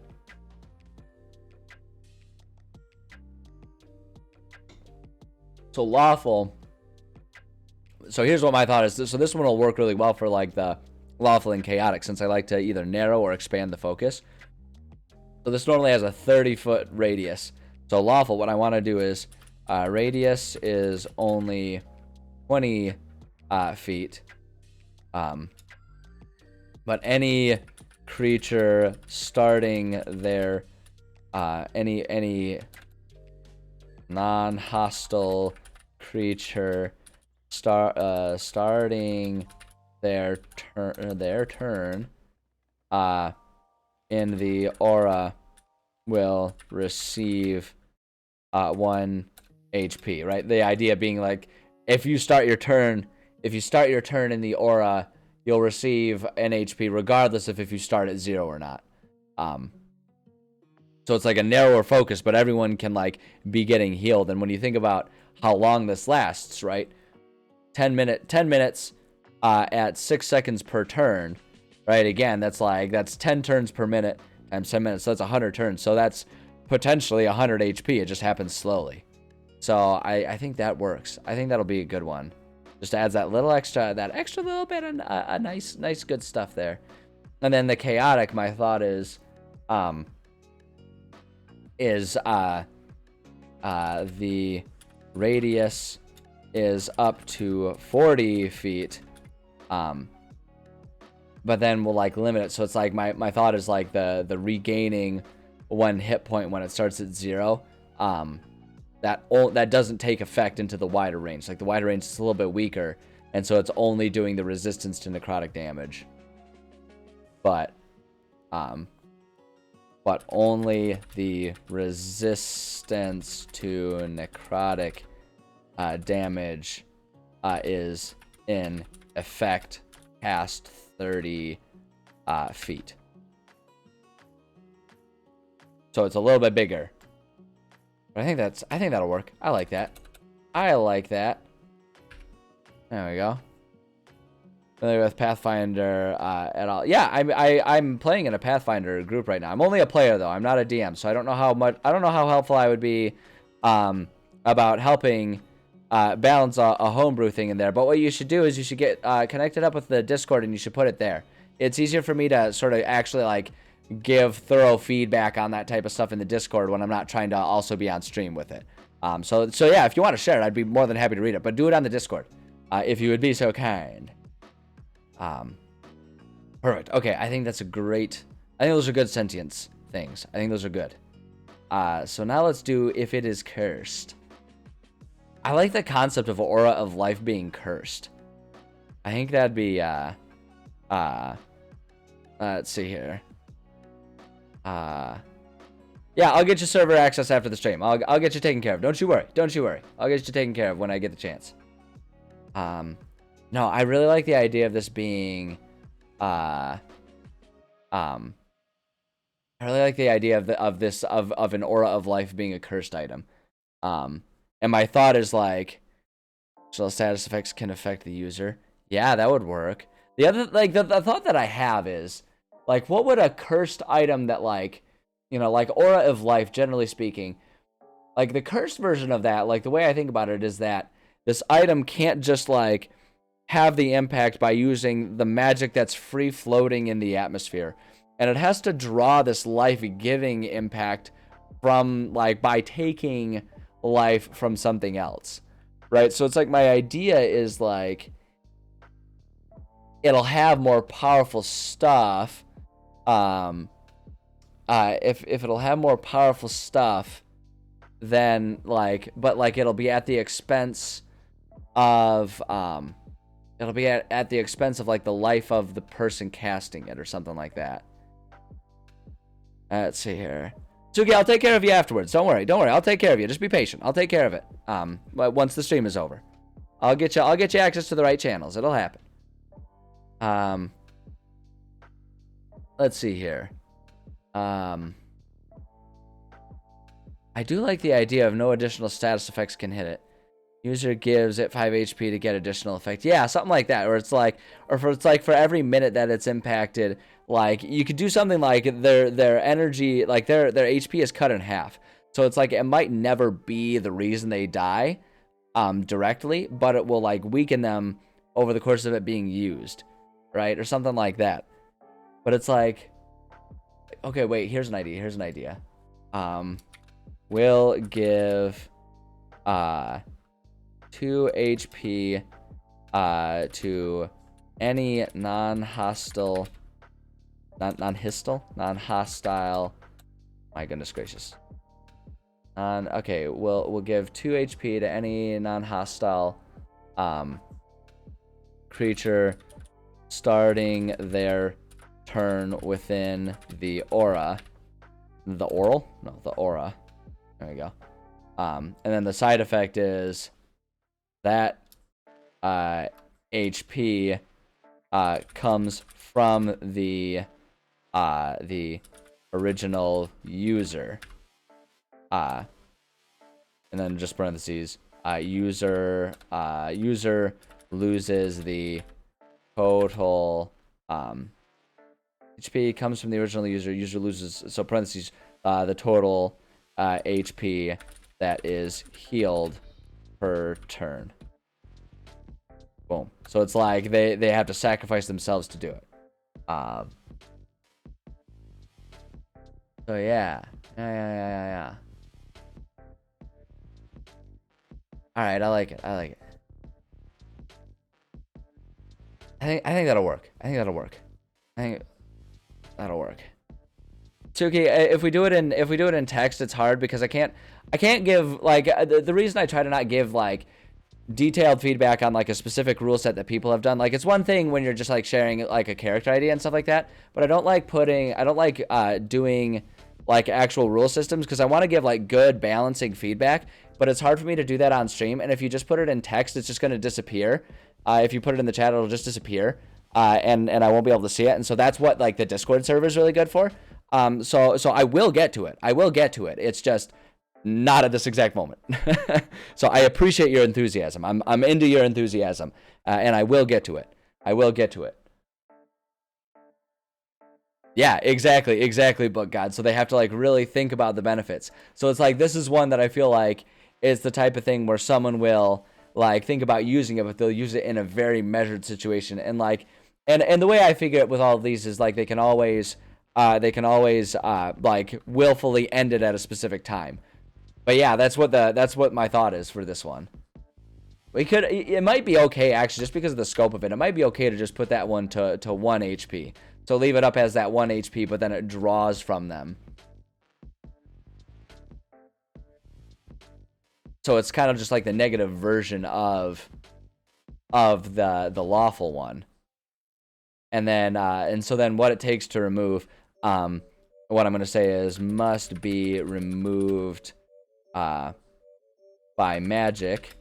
By magical means, if the owner tries to abandon the item, it will immediately draw all life out of the user, and offer it to any nearby creatures as temporary HP. So it's like if they try to get rid of it, it'll just like immediately render them unconscious, and it'll be up to everyone else to have to heal them. That's it. Actually, it will draw all life out of the user, and I'll just put in parentheses, render user unconscious, just so that it's clear it's not like an insta-kill situation. But yeah, I like that. It's a little bit more of an extreme cursed item than I necessarily always do. But, it's okay for some cursed items to be really cursed. Because the other thing about cursed items is they like, the idea behind a cursed item, I always figure, is that like the person using it isn't going to realize it's cursed until the first time the curse rears its ugly head, right? It's like, depending on just like the ease of running the game, you might still let the player sort of have the meta knowledge of it, right? They could have that meta understanding, and like they know it's there, but the idea is that their character doesn't know. And so they'll just go about using it, and then if they're at one point and being like, oh, I guess I'm gonna leave this thing behind, and all of a sudden they're just knocked unconscious, right? And it's like, oh, da beans. And then everyone has to figure out and understand what happened. It would just be, I think it'd be a really fun thing. Because the flip side of this one is, like the good news for them is, they can also just not use it, right? They can also just not activate it because it has to be activated. And this one, I'm not saying that the curse is that it will like self-activate or anything like that. But never give it to the scouting rook. No, only give it to them. Oh boy. No, see, that's exactly why you want to do it. That's exactly why you want to do it. So more chaos. Let them deal with their pawn shop loving attitude. Let them deal with the ramifications of that. No, I think that's good. I think that's good. I like this item. I like this enchantment. I think it's good. I think it's good. I say that. I literally say that about all of them. And there's two reasons for that. One, because why would I make something that I don't like? I'll just change it and make it better. And the other reason I always say that is because I love when games have more opportunity for variety, and then because of that, ultimately more opportunity for chaos. I think that's just, it's so fun.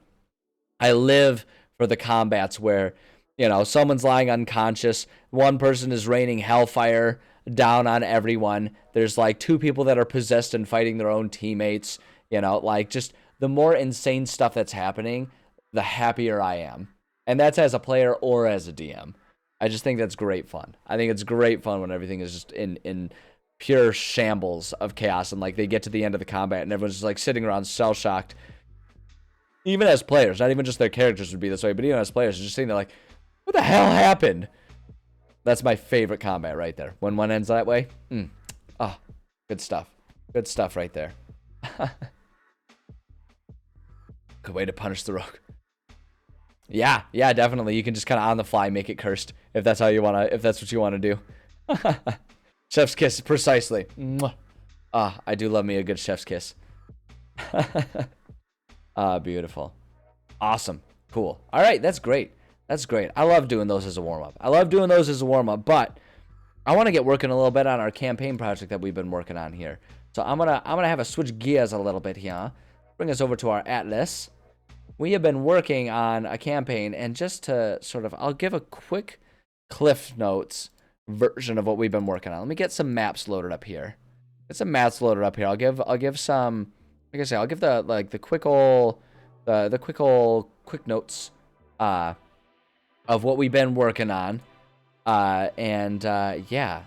And we'll kind of keep going on this whole thing. Thanks for stopping by, Suki. I appreciate you being here.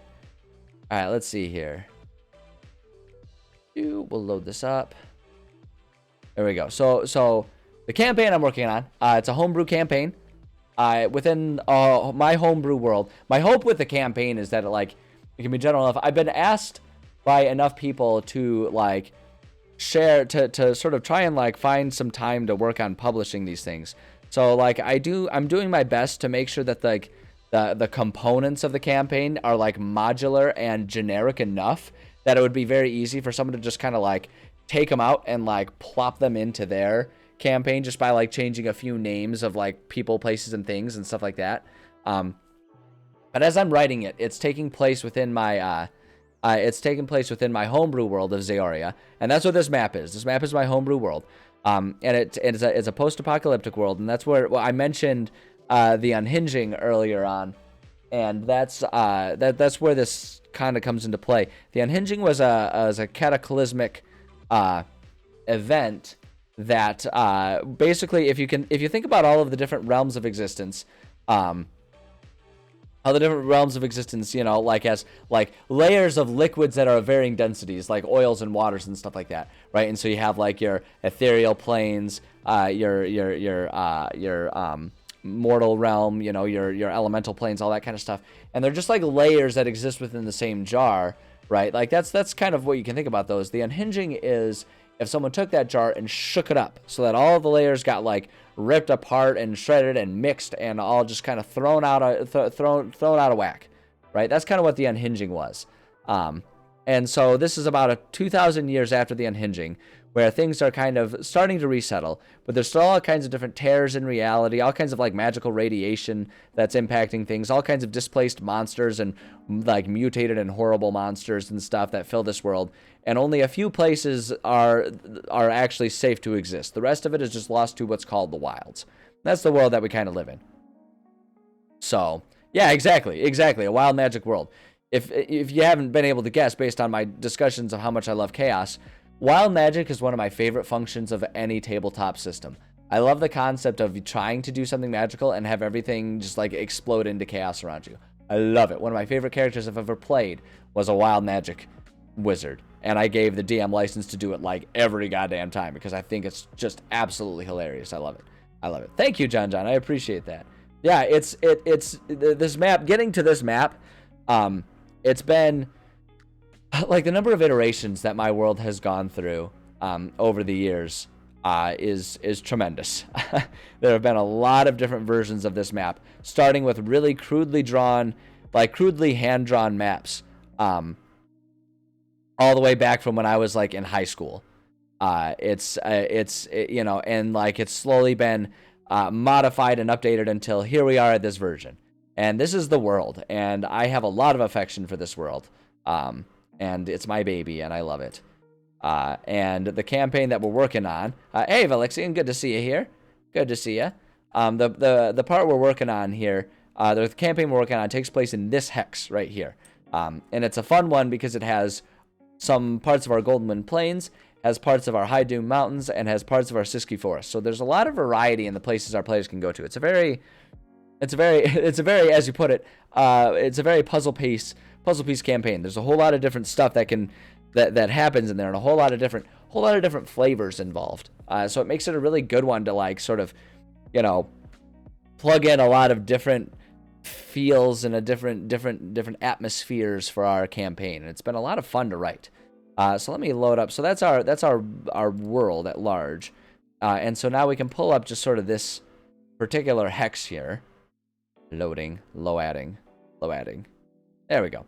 So this is the specific region that this campaign is taking place, and this map is under construction. We're adding more stuff as we continue to sort of flesh it out, right? And so here's our campaign map. The basic trajectory of this campaign, what's basically been happening is we open up. Our players are part of a concerted effort to create a new travel route that goes to a relatively, like, they're trying to map out a relatively safe pathway through the wilds to increase trade opportunities. So that way, basically, they're trying to create a trade route that'll go from the city of Fosvik up here down to the city of Mofafetting. Because as it currently stands, the only safeguarded trade routes kind of wander around a little bit. And so they're trying to map out a safe one that kind of avoids anything too particularly large and dangerous, so that they can do something down there. And so that's kind of what that's what the campaign starts off with our players kind of doing. Settlement Explorers. That's actually like one of the reasons why I created my my world as I did, is because one of the things that I love is the concept of abandoned, forgotten cities. And so I love this world as having an excuse for there to be just these like abandoned, forgotten cities that might have been abandoned in a day, depending on how bad things got in that region when the unhinging happened, right? Places that people might have just fled in a day or been like killed in a day, right? So like a world where it's like you can return to the city and everything is exactly as it was when it happened, right? And so it's like that's actually like what the inspiration was for it, is because I love creating those environments for players to explore and for them to sort of learn about what happened here after the fact, just from like different context clues and stuff they find. So that's like the kind of the motivation for it, for sure. Okay, wait, hold on 1 second. Okay, I think we're good. I'm just checking to make sure. My windows are open because the weather is gorgeous outside.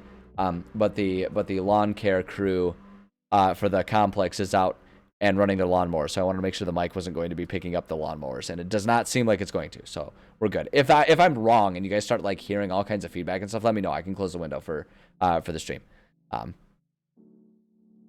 Forest idea, penny plants, copper plants in the shape of mushrooms. Most common currency in the area, just like a big old money plants. Big old money plants. That sounds very whimsical. I like the idea of that. Very whimsical. I don't know that it would fit in the Siski Forest up here. The Siski Forest is much more Mirkwood in feel, where it's much more like dark and cursed in a lot of ways. But I do like that idea as a general concept. I do like it. But yeah, so our campaign it starts off with the players part of the concerted effort to build the pathway. Basically what happens is they're kind of down in here. They start off exploring this one cave to make sure that it's not like a magically horrible cave and it's just like a regular old cave and it would be safe for the pathway to kind of go past it. When it turns out that the Goldenwind Plains is now the domain of a large dragon. And the dragon, as they often are, isn't too pleased about humanoids coming in and getting all up in his turf. So he's all like, oh, I see what you're saying. Oh, I see where you're going. You're going with the wordplay there. That's it. I mean, next time I'll try and stand up so it doesn't go over my head. But you know I'm a fan of wordplay. You know I'm a fan of. Yes, now you got me starting to get the wordplay with the P's going on there. No, you know I'm a fan of that. I like it. I missed it. I wasn't clever enough. But yeah, so it's like, so this the dragon comes down and is all like, "Oi, get out of my plains." And everyone's going to be like, because he was at least nice enough to not immediately kill them, they'll try and negotiate and be like, well, look, we're just trying to make a trade route. There's something we can do to like make it so that you're okay with us just having a road that goes through here.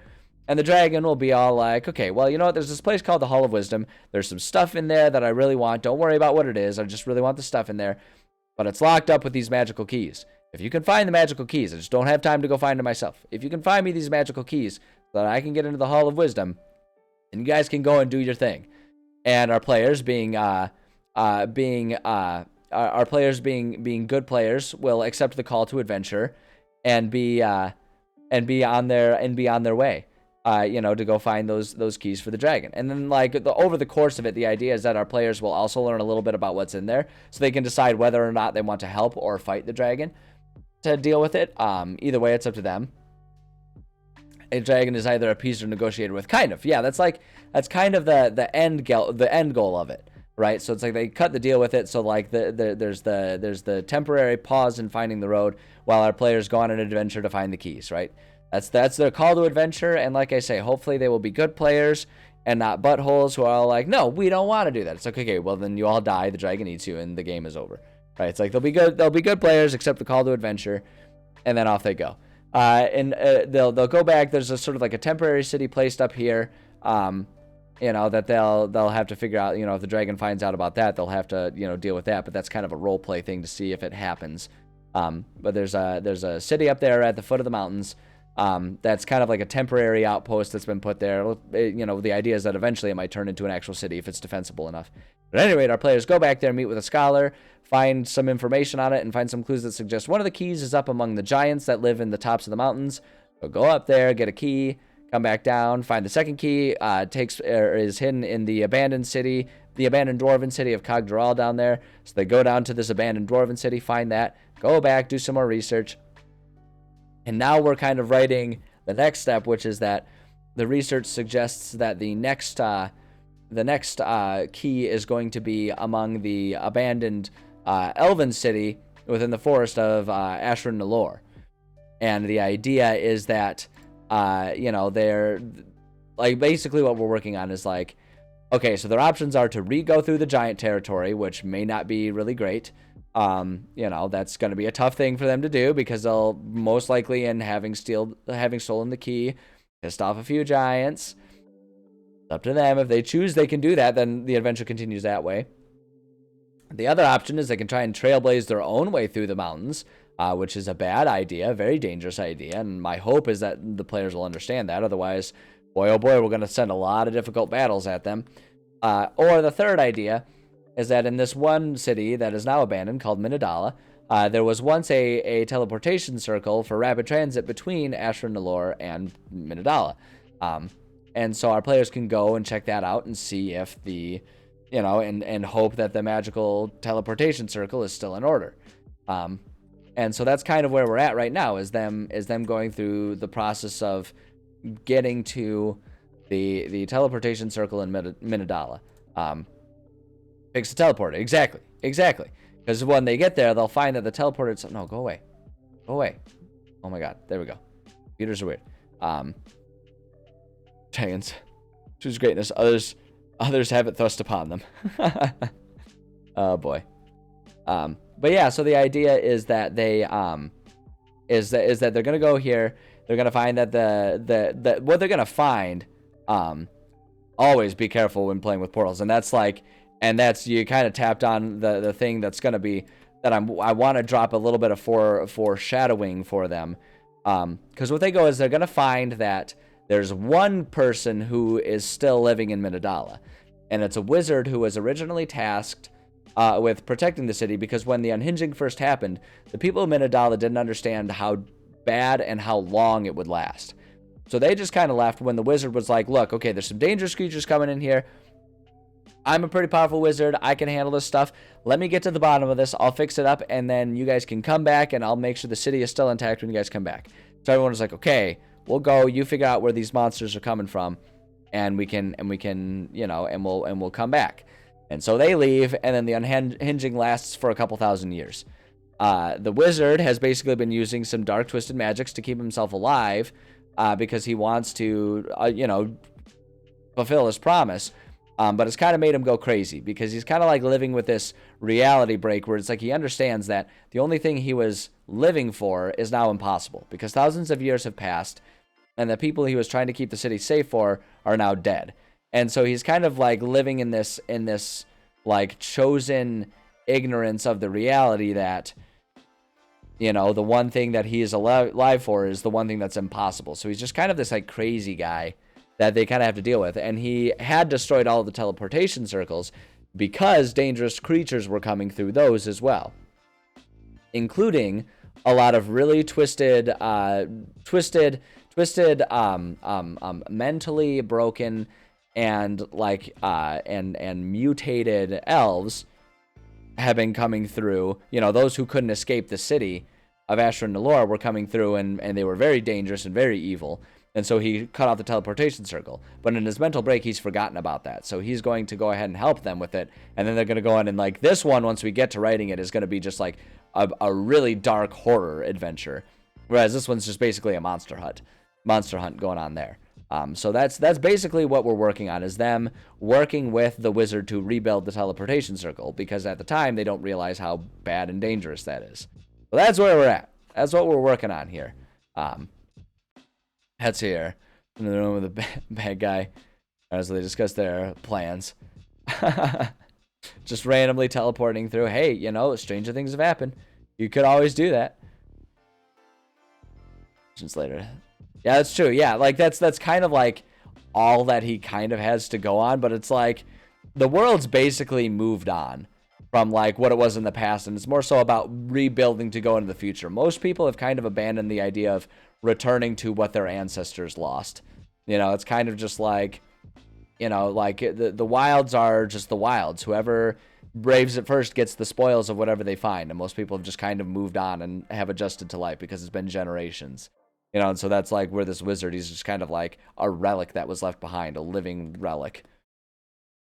Armstrong Line is the only one left. There's only one. Everything is everything. It's the new Adam and Eve. Everyone is everyone comes from one ancestor. It has happened. I'm basically recreating the Bible, just being subtle about it by renaming everyone and everything. So that's what we're working on here. Let me load up. We've been working with, I gotta remember which part. I always forget like which part is which. I think this is the one. Yeah, this is the map that we're working on here. So at one point in time, at a couple points, they need to get some like holy items for him to be able to remake the teleportation circle. So they're gonna go back. They're gonna go to this temple a couple times, and I'm having it be a little bit different both times that they come visit, right? And so basically what it's going to be is the first time they just need to get some holy water, and there's a basin of holy water that it's holy water, so it's still good. And so they go get that, and then the second time when they come back, they need like a holy symbol or a holy icon of some sort. But there's going to have been something that basically what's going to happen is a bunch of sentient plants are going to have moved in to this, and in the process really destroyed a wall and blocked off access to some areas, so they have to re-find a new way around the place is kind of what the idea is here.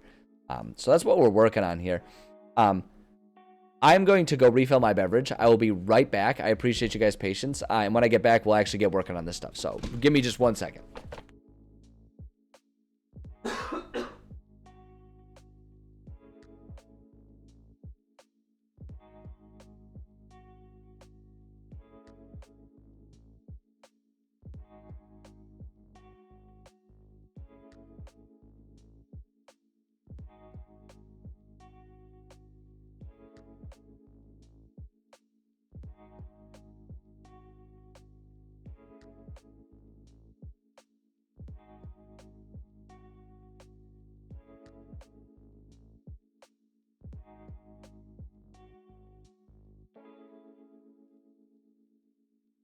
Okay.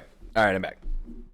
Sorry, I could feel the tickles in my throat growing, and I didn't want to start having coughing fits in the middle of stream. Talking and projecting your voice will eventually dry your throat out if you're not staying hydrated. So, all right, hold on. Let me see. What did I miss in the?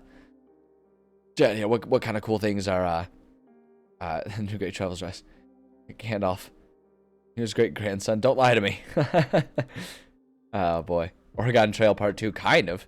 Trans or giant mushroom people. I already actually like picked them out here. Let's see here. It was, so the first time they're there, it's going to be home to a bunch of like giant lizards and snakes and stuff. But then the next time they visit, I already kind of mapped it out. Is this one here?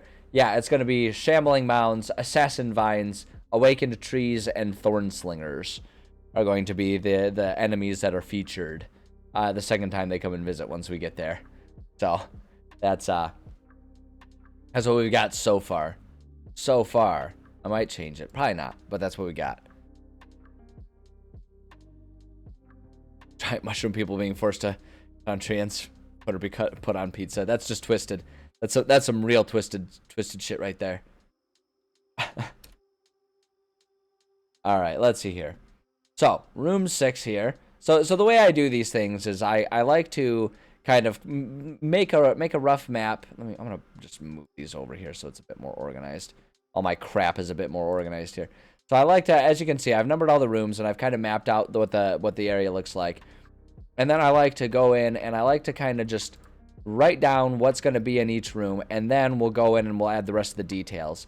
And what's fun about this one is I'm going to do this and then I'm going to copy and make a second one, so that way I can then edit it and make it a little bit different for the other one.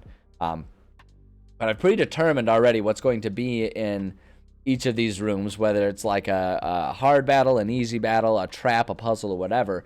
And so now we're just kind of writing up the details for it all. And it's really nice to just kind of have it be this way, so we can just kind of get writing, because it's a lot easier for me. I'm the kind of person who my flow gets going when I get to sort of sit and have a long period of time to work on like one thing. Like some people are much better at the what do they call it? It's like the Pomodoro or Pomodoro or whatever, like tomato timer approach, where it's like 20 minutes of work, 5 minutes of break time, right? And they just kind of keep going that, and they just like break it into small chunks. I'm the complete opposite. I need a huge chunk of time to work on something for me to really get momentum going. So I like to kind of do all these as steps. So it's like one step is making the map, and that's how I can get the most progress on making the map done. And then the next one is just writing all of the details of the map done, because then I can just kind of get in the writing mode and just write. And then the last step is decorating the maps, because then I can just enter decoration mode and I start kind of entering the flow state for all of those. It's like my own version of entering the Matrix, and it works for me. So it's like, you know what, we're just gonna stick with it. If it ain't broke, don't fix it. So for this one, we've already decided there's gonna be an easy battle. I need to adjust my board here. So we got an easy battle, which we've already kind of predetermined that easy battles, because at this stage our players are going to be level 6, preferably somewhere around level 6, and it's balanced for a group of 5, so 5 level 6 players. So I kind of predetermined, did the math on it, and an easy battle needs to have somewhere around 650 experience points with it. We already have one easy battle here, and this one had 2 of the Jakuli and 1 giant constrictor snake here. And so I want to avoid doing that. But if we're doing 650, let's see. I guess what we could do, I mean, we could just do like 6 of these guys, and that's close enough to 650 if we just do 600. Wait, hold on. Okay, just wanted to make sure. The lawnmowers came back and they're closer to the window now, so I really wanted to make sure. There.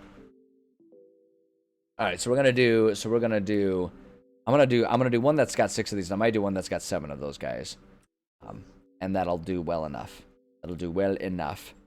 600 XP. The Jakuli are fun because of their like camouflage abilities. They're actually pretty sneaky, sinister creatures there.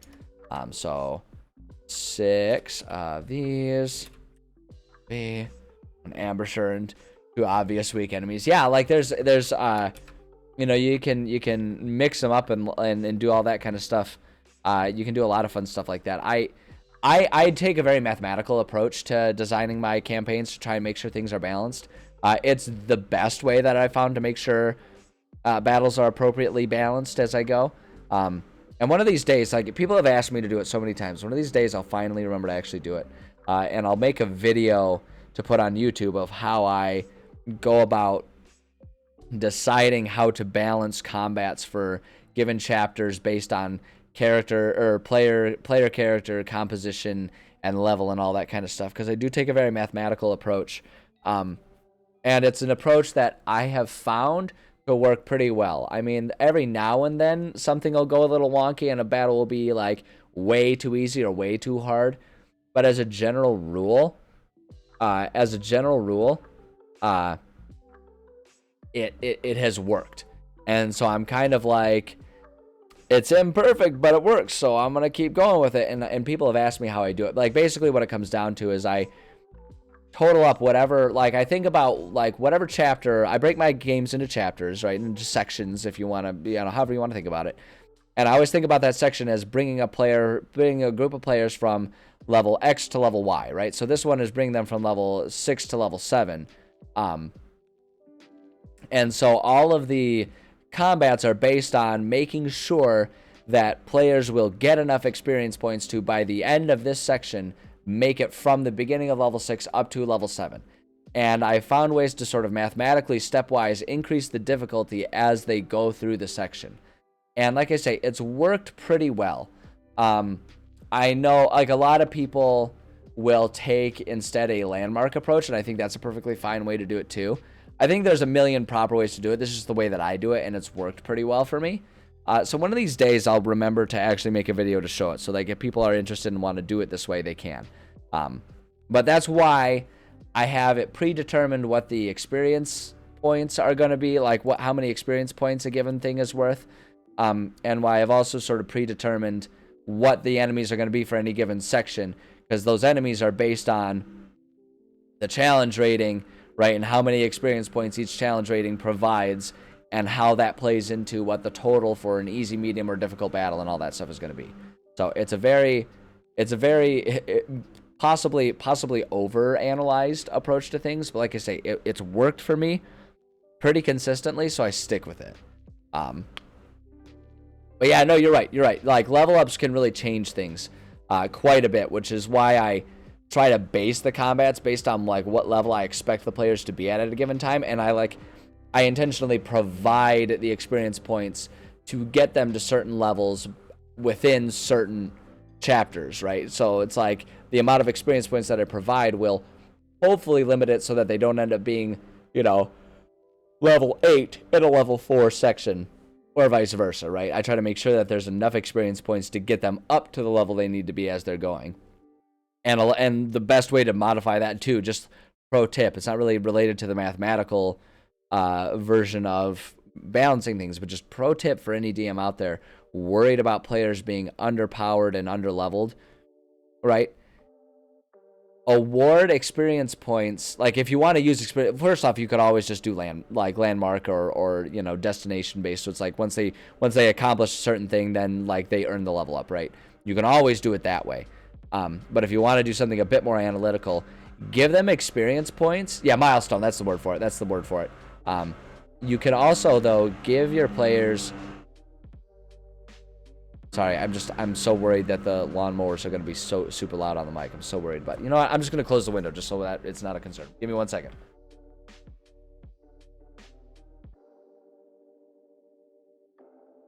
There. Now I'm not going to be obsessed with it.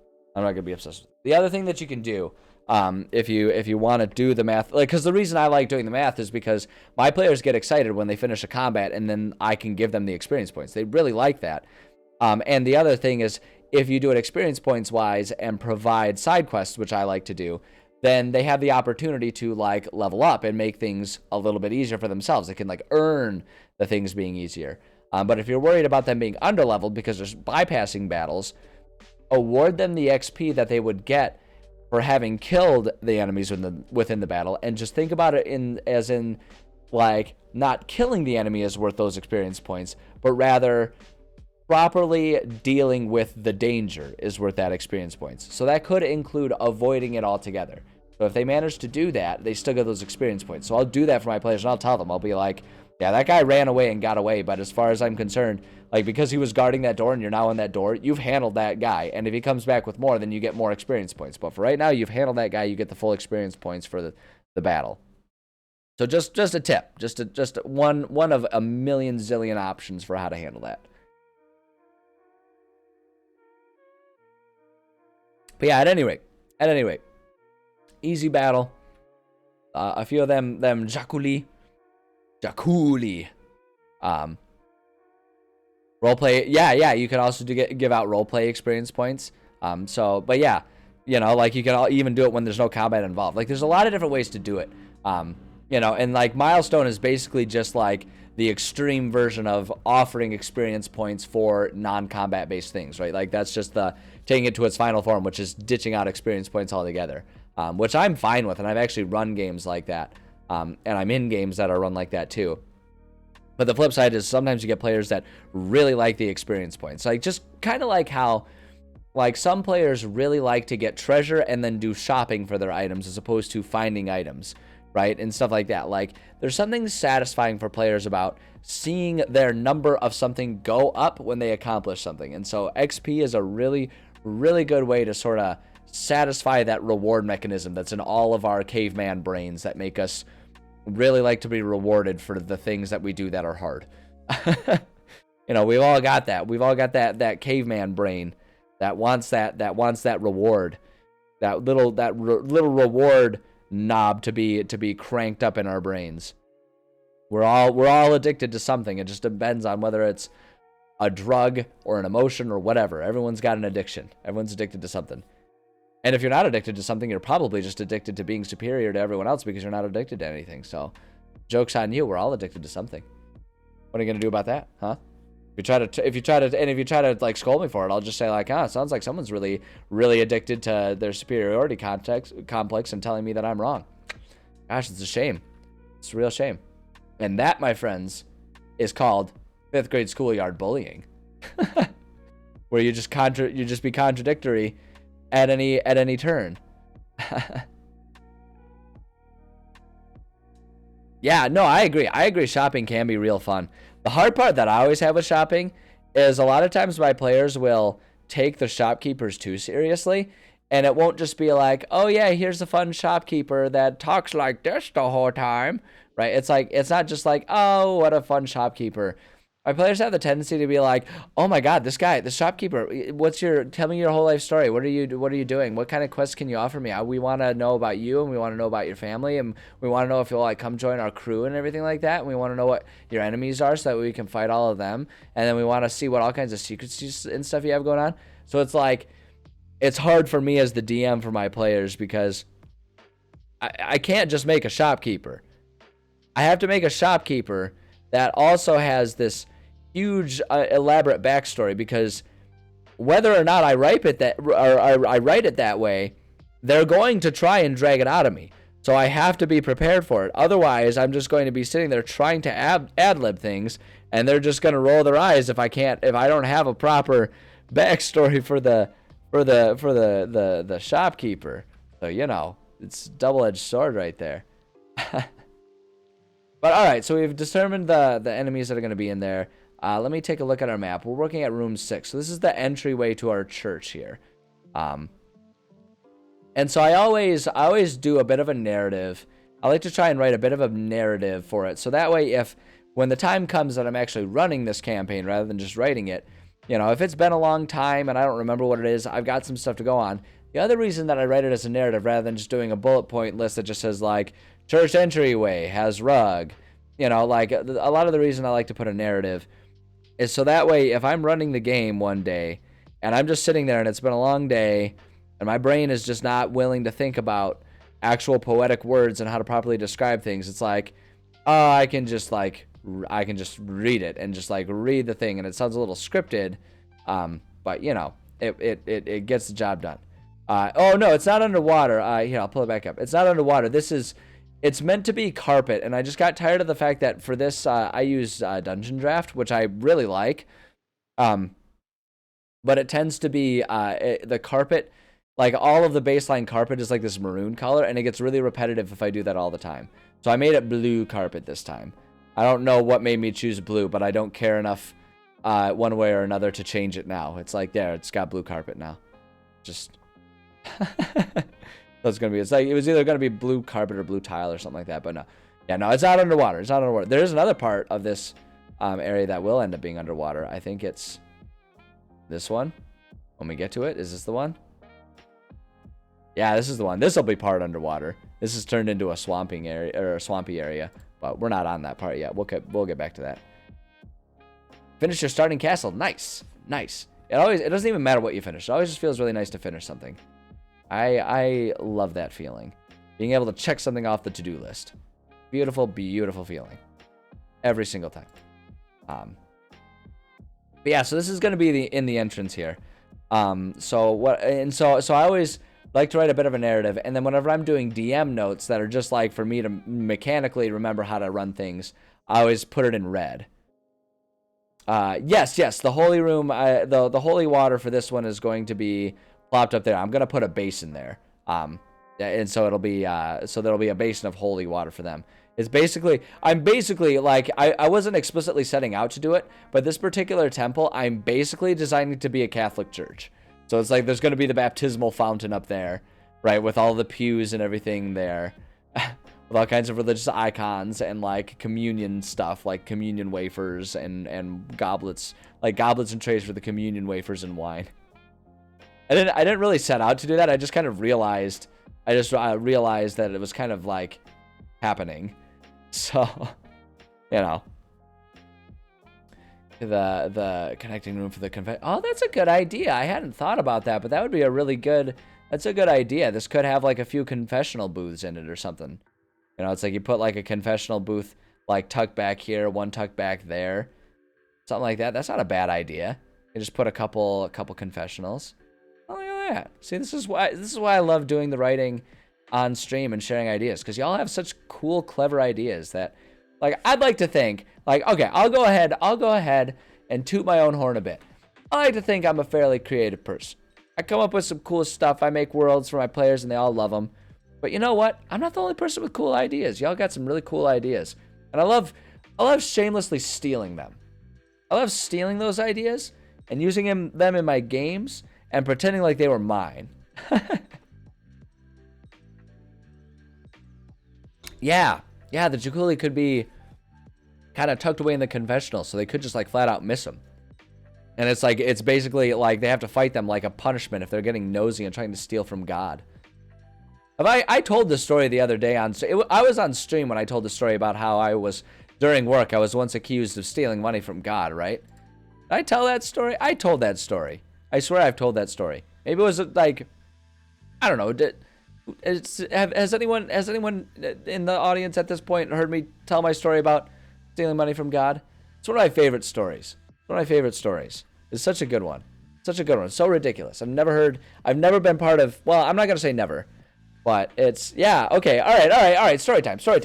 I love telling this story. Story time. So, one of my past jobs, so my current job, I'm an air quality inspector. I basically go to businesses that have the potential to pollute and make sure that they are not polluting more. Like, I mean, it sounds kind of twisted, but like there's a certain degree of pollution that inevitably has to happen if we want to live in modern day times. Like, we have to be able to manufacture things.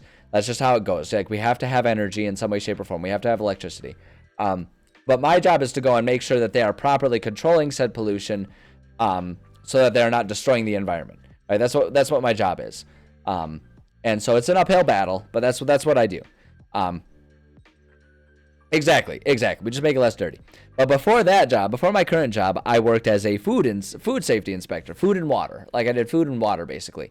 And so I would go to restaurants and I would do inspections and all that kind of stuff. And one of the things that is required to have like a food establishment that serves the public is you have to have a license. And it's just the way to make sure that people who are providing food are doing so safely, right? You have to go through the process of getting your license, which includes being properly educated in how to, safely prepare food and distribute it for the public and all that kind of stuff. It's just a necessary part of it. And that includes even if you just have like a small thing that like is only open for special events, right? So even a concession stand has to have one, even if they're only open, like, a baseball diamond concession stand has to have a license, even though they're only open for very specific times of the year and stuff like that. You have to have that, right? If you're distributing food to the public, you have to have a license. The only option other than a license is a temporary license. If you're just doing a one-off event, like you're trying to do a bake sale or something like that, you can just get a temporary license to be able to sell that stuff just at that one-off event for fundraising and stuff like that.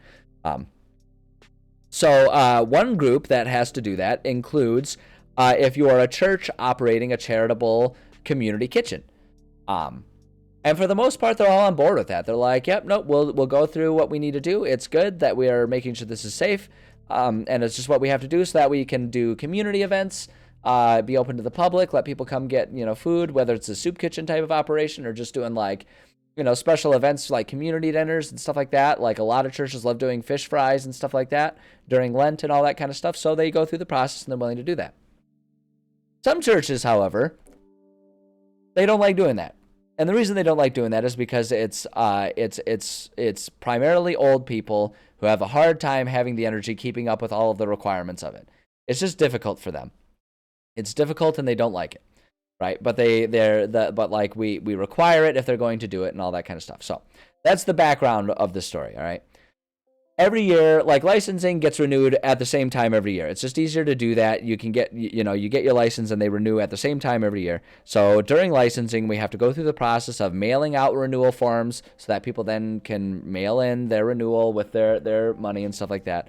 But as with everything, there is a deadline. And if you don't pay in time by the deadline, there is a late fee incurred. It's the same every year. Has been for decades. There was this one church that they were late. They were late in doing their stuff. It was like the third year in a row they were late. We sent them after that, we sent them the charge and say, like, hey, you either have to pay this late fee or we are, rescinding your license. You won't have a license again. But if you want the license, you have to pay a late fee for it. Wow. Once we sent that got their attention and they were like, oh, shoot, we should have taken care of this. So I get a call from this old woman who was like the treasurer and in charge of that thing. And she calls and she's trying to make the most impassioned arguments about, oh, we shouldn't have to pay the late fee for this, that, or the other reason. And I was just sitting there like, like, this was my first year working at that job. I barely really had a grasp on everything. And I was just like, look, I'm not in charge of making the rules. These are the rules. If you dislike how these rules are, you need to talk to your legislators and have them change the laws. Because all I'm doing is I am following law. I'm following state law as accepted by federal requirements, right? Like this is essentially federal law. And so it's like I had to do that. Intoxicating Rose, thank you for the follow. I appreciate that. But yeah, so I was like, I'm sorry. You have to do this. There's nothing I can do. You have to do that. And she drops the line. She's like, well, it feels like you're taking God's money. And I just like, it took everything I had. It took everything. And it took, I was the man keeping the church down. I was the man trying to keep the church down in her view. But like, it was so hard for me to not let my brain short circuit. Because like, just think about that. First off, I'm not a religious person, but I paid attention to, like, I was raised Catholic. My family actually has kind of since left the Catholic Church. A lot of issues involved with that. I'm not religious at all myself, but I had a Catholic upbringing, and I paid enough attention to remember lines such as render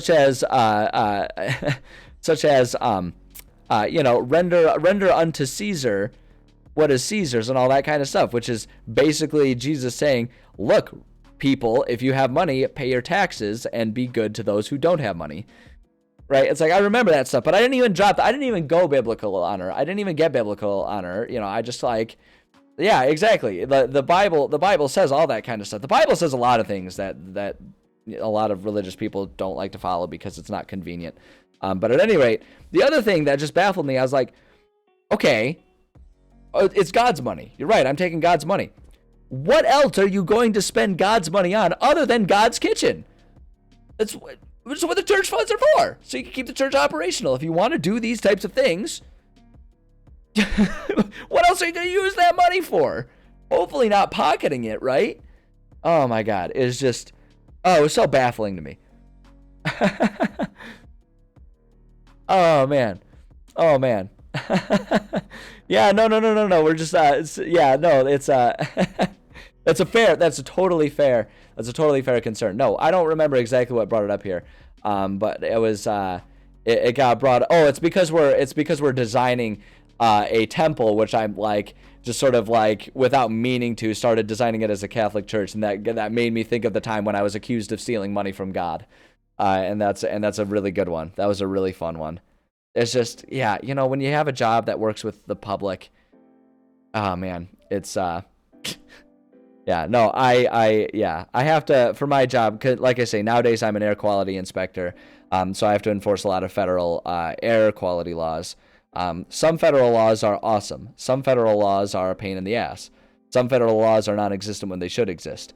It's an imperfect system, and it should be much more malleable than we treat it here in America, is kind of where I always fall. Like, people People have this weird tendency in America to treat the Constitution and federal law as like an inchangeable, immutable thing. And it's like, law at any level is meant to be reflective of what the people want. You know, so not to get on too strong of a tangent, but if the overwhelming majority of people want something that has been a right for 50 plus years to stay a right, maybe it ought to do that, but I digress. Oh boy. Yeah, it's, law is a complicated thing, and I'm not going to pretend like I understand the nuance of it all. But I will say that I think we have it backwards in our country, where we put the most emphasis on federal and the least emphasis on local. I think it should be the other way around, and people should have an easier time voting for local leaders and establishing local rules, you know, and building up so that you can build your communities around what you want. But it's all complicated, and I'm not in any way, shape, or form a specialist on that. The amount of law that I understand is Clean Air Act. That's what I enforce. So yeah, laws made by people, and people are chaotic. Absolutely. Yeah, it's a complicated thing. It's a complicated thing, and I wish people were less chaotic, just so that way we could rely on the basic rule of don't be an asshole and let people live the lives they want to live. Stop telling people how to live their lives. But that's not how we operate. So I don't know. I should stay away from it because it's a dangerous line. It's a dangerous topic that gets people very fiery, and I do my best to avoid that. But let me just put it this way. Anyone living any lifestyle is welcome in my book, because everyone is free to be who they are and live the life they want to live. End of story. Anyone trying to limit people living the lives they want to live needs to stop caring what other people think and worry about their own shit for a change. End of rant. Like, it's just, that's what it comes down to. Live your life, let other people live their lives. Stop being a nosy Nelly and leave people the fuck alone. And end story. There's nothing else. There's nothing else to it. Like, there should be nothing else. You know, and like, that goes both ways. If someone wants to own a gun, as long as they're not shooting anyone else with it, I don't give a fuck. I don't give a fuck. Go in the woods and shoot the ground. I don't give a shit. Right? The flip side is, if someone is gay, they get to live their life that way too. It doesn't matter. I'm glad. It's an important and valuable thing to me. As a straight white male, it bothers the snot out of me that people would act like other people who are not the way I am have less freedom to live their lives. It's so yeah. Exactly. Anyone of any walk of life can defend their property with a gun if it's necessary, whether that be from nuisance animals or nuisance assholes trying to steal from them. I don't know. I feel very strongly that everyone ought to be able to live their lives how they want to live their lives. And if you're spending your time trying to restrict how other people live, you need to start worrying about your own shit before you worry about anyone else. So, good. I'm glad you're enjoying your time here. That's what my goal is for everyone. Unless you're like a Nazi racist piece of shit, and then I hope you have a terrible time here because you're a terrible person. Boom. There. I said it. Line in the sand drawn. If you have a problem with me hating bigotry, then you don't belong here. Oh my God. Yeah, seriously. Back to the campaign. Ah, boy, oh boy. Y'all got me going. So anyway, designing this church. Oh my God. We're working on a campaign. We're working on a D&D campaign, and the section we're working on right now is for like level 6. That's right. Yeah, we're working on a church. We're working on church confessionals. It's kind of how it got going on. Our players are exploring an abandoned city, and like the sort of end game for this particular area is they're trying to find components necessary for the one wizard living in this abandoned, well, I guess that makes it an almost abandoned city, but for the one wizard to be able to create a teleportation circle. And some of the items that they need will have like or some of the items they'll need have like holy relevance to it, right? And so they're kind of like going to this temple that I just sort of like, because it's a temple with holy nature, just like the easiest way is to sort of design it as a Catholic church. So that's kind of what it's turning into without meaning to. But yes, and so we were talking about how this area right here that we're describing is going to have some like little confessionals in it, which will be perfect because that can hide the little snaky enemies that are living in this area. Yeah, almost abandoned. Abandoned +1 people in it. It's abandoned +1. Abandoned city +1. It is abandoned but better because it's +1.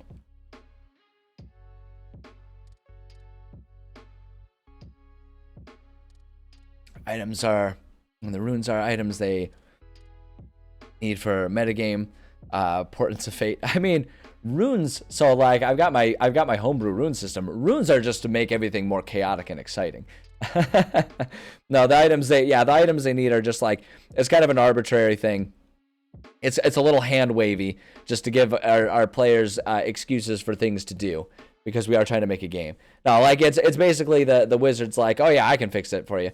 I can fix that teleportation circle. Get me this, and this, and they can go. Vecchio. Oh my gosh, I'm gonna butcher this name. Vecchio Gianni. I did my best. Thank you for the follow. I appreciate you being here.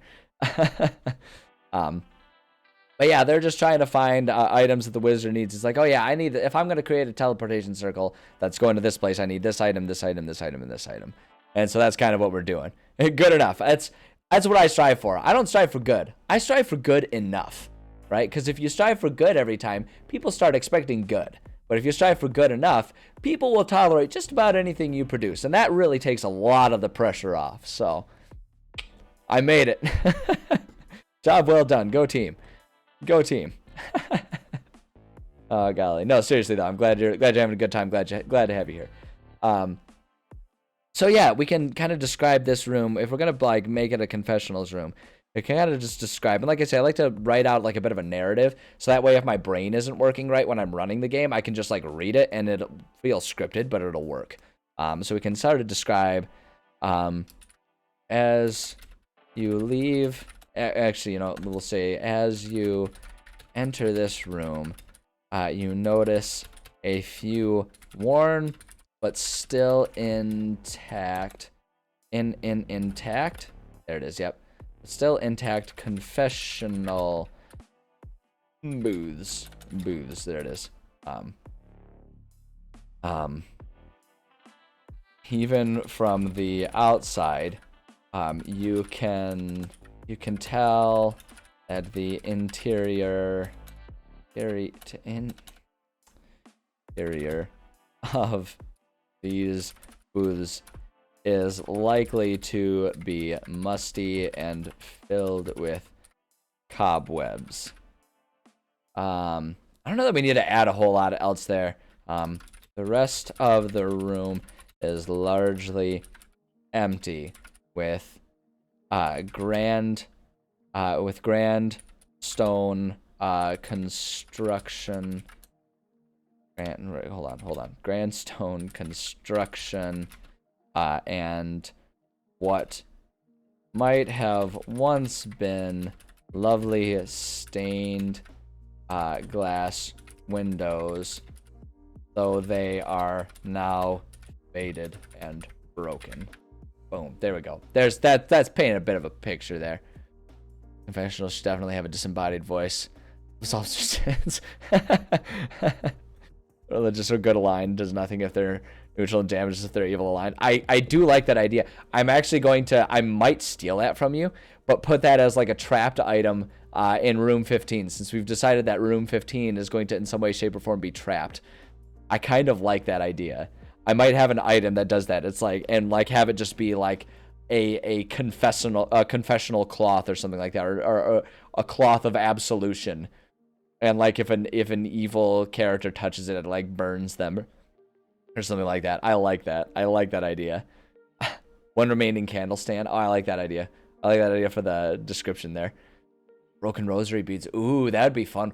Oh, it could be like a rosary that like anyone who walks into it, it's like anyone who's evil feels uncomfortable in the room, and like that's the source of the discomfort. But anyone who's good like feels very, very welcome in the room, and that's the source of it. And it's just like this like rosary that's like sitting like on a desk or something in the room or something like that. Because I'm pretty sure room 15. Let me check our map again. Yeah, room 15 up here was going to be like, this was going to be like the old bunk room that like the monks would sleep in, right? So it's just like got a bunch of beds and stuff in there. So it's like maybe on one of the bedside tables there's just like a rosary sitting there or something like that. I like that idea. That's a good idea. Thief doesn't steal from God. You know what? I will say, apparently I've done it. I've done it before. And I'm gonna be honest. I don't think I've been smitten. I don't think I've been smited yet. I've been smitten yet. I have been smitten. I'm in a relationship, but I've not been smited. I stole from God. I stole money from God. I have not been smited. I actually, when I think about that story, I'm actually rather flattered that they put that much power and authority on me, and that it wasn't like the government that was stealing. It was me personally that was taking it. Oh boy. Let's see here. Want it to be more important later. Players decide it's more important. That looks like it's been torn from priest's hand. Ooh. Missing in the cord is frayed. Find replacement beads that are pressed. Someone to repair it to return full potency. I like that idea. Although actually, in terms of importance later, later on in this, later on in this area, they're going to come back to this this temple after it's been damaged. Like they're going to go away, and then it's going to get damaged, and they're going to have to come back, and they're going to have to come back for like a holy icon of some sort. We could have that be the holy icon. And so it's like if they're compelled to find it, like they could find it early without realizing it and then have it. Or if not, they have to go back and maybe they remember that thing and they're like, oh, maybe that's what we need to find. We could do something like that. That wouldn't be bad. That wouldn't be bad. I like the stuff you're spitting out here, Rose. I like that. That's some good shit right there. Some good shit. But hold it for just 1 second, because I have to make pity whistles, and I'm not comfortable with you guys coming with me. So I'm gonna leave you here. I'll be right back. Just like use your imagination if you really want to come with me. I mean, I can't stop you from doing that, but I'm gonna stop making it awkward now, and I'm just gonna go to the bathroom. I'll be right back.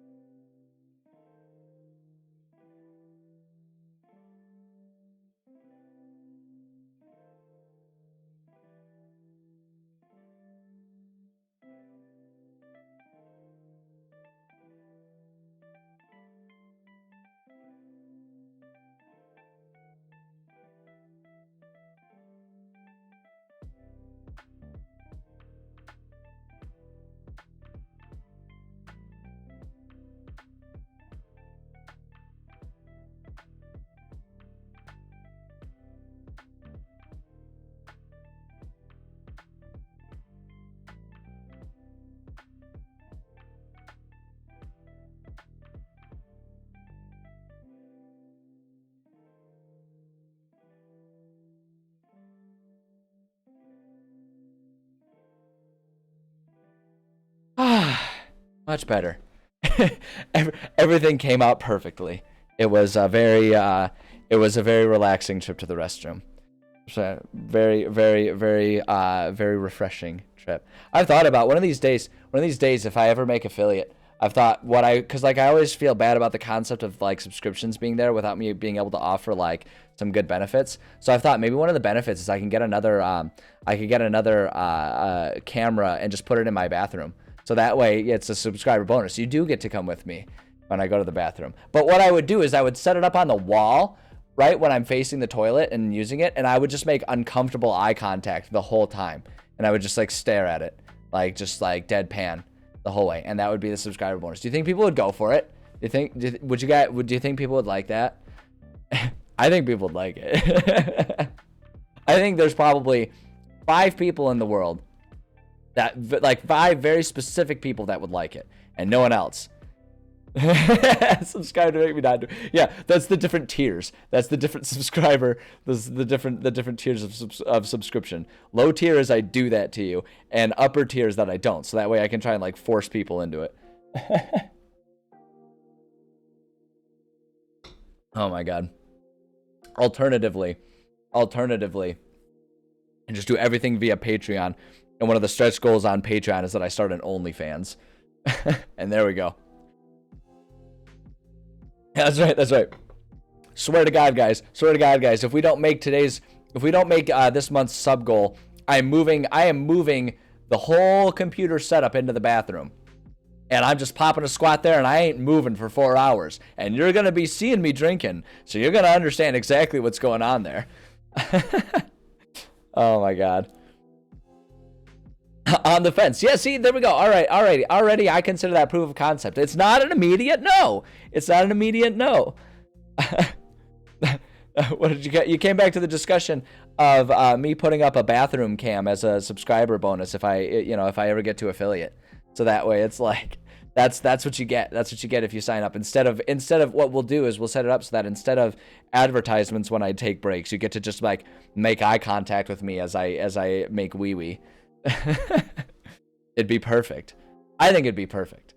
It would like I say, that I feel like that would be perfect for a very, very small subset of people that have very specific interests. You think it would violate Twitch's terms of service? As long as I don't show anything, I think it's still allowed, right? If it's just the eye contact. That's right.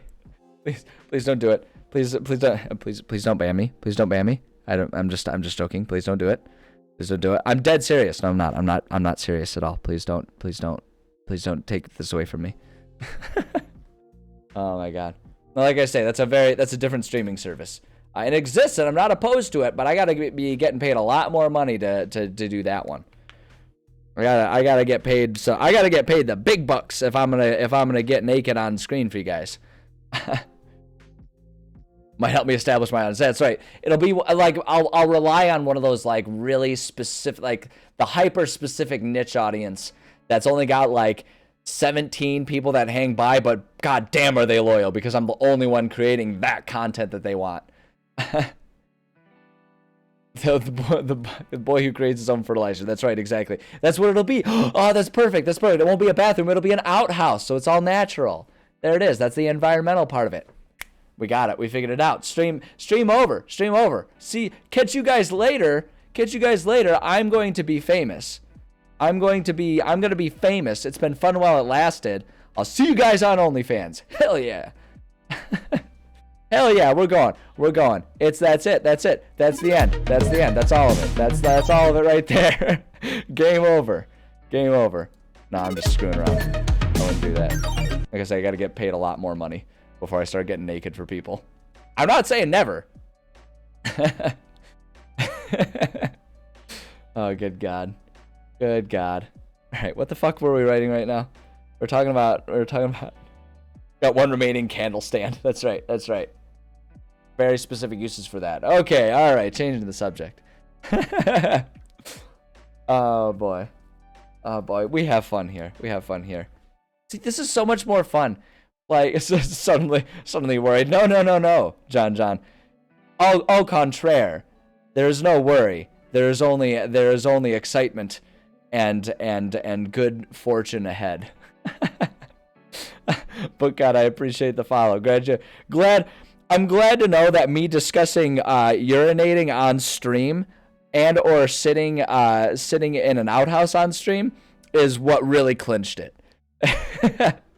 It's good to know. That's really good feedback. That's really good feedback for the stats for me to understand. I know what to do. Bathroom break was too short. Exactly. It's I can make it longer. Believe me, I can make it as long as we want it. I can make it as long as we want that to be. That's right. We get clenching. Everybody tighten your sphincters. Okay. All right. I don't even remember what we were doing. All right. Yeah, easy battle. We got this. They're not faded and broken. I know what I needed to do. I needed to write. I'm gonna do my very best to tug on the reins and get this back on track here. We've got like an hour left of time for me before I got to go do stuff. Although I guarantee you, anything else that I'll do after is just going to pale in comparison to the conversations we've had today. How long have I been a DM? How long have I been a DM? First time I ever DM'd, that was in grad school. And that was like 2015. So like somewhere around 7 years I've been a DM. I've been a DM for 7 years. I've been involved in D&D for about 10 years. But I've been world building for maybe 15 years. I started world building was my first foray into this world that has now led me to being a DM. I started world building. I tell the story a lot. It's not much of a story. It's like a trivia fact about me. I started world building after I got fascinated with the idea after watching my older sister playing the original Myst. I thought it was fascinating, the idea of a world existing within a book. And so like ever since then I sort of like started doing a lot of world building. And then that turned into eventually, once I found D&D, being a player, I was like, oh, this is really cool. I like this, living in imaginary worlds. It was like playing Myst, but in real life. And then that kind of turned into, well, I could be the author. I could write that stuff. And so that's just kind of how it all kind of snowballed. And now here I am, 15 years after getting involved in that as a DM, is sitting here exacting my will upon poor, unsuspecting players. And enjoying watching them suffer and struggle. So no, it's been a long process, and I'm certainly far from the most experienced DM in the world, but within pretty much all of my social circles, I'm the most experienced DM, which means that I have transcended from standard DM to forever DM, and my power shall reign as my way of smiting all of those who demand that I DM rather than letting me be a player who can derail their games for a change. Oh boy. Okay, let's see here. Okay, all right, hold on. Let me catch up here. I'm falling behind in chat as I was sitting here basking in my own narcissism. Give a man of church, fine. Why did so many monsters and dark habits? Yes, my entire world. You'll have to go back and look at some of the VODs. But my entire world is a post-apocalyptic world with lots of abandoned stuff that all has a lot of interesting stuff. And yeah, like that's a lot of what my game is about, or my world is about, is creating a world full of abandoned places with lots of clues about what happened to it in the past, for players to sort of explore. And like not just find items, but find reasons for why things are the way they are, is what I really like. So, 4 to 6 unhinged murder vagrants. That's well, no. I'm the author, and they're the editors who decide what ultimately gets published. That's how it works. No, it's I think that's why I love D&D, is because it kind of is a collaborative storytelling effort, right? It's like I set the scene, and then they describe the events that happen. And I love doing that. I love doing that. I love creating a world, and I love watching my players go about it, because even if we're not taking the adversarial recognition that they're always complete murder hobos who ruin everything, I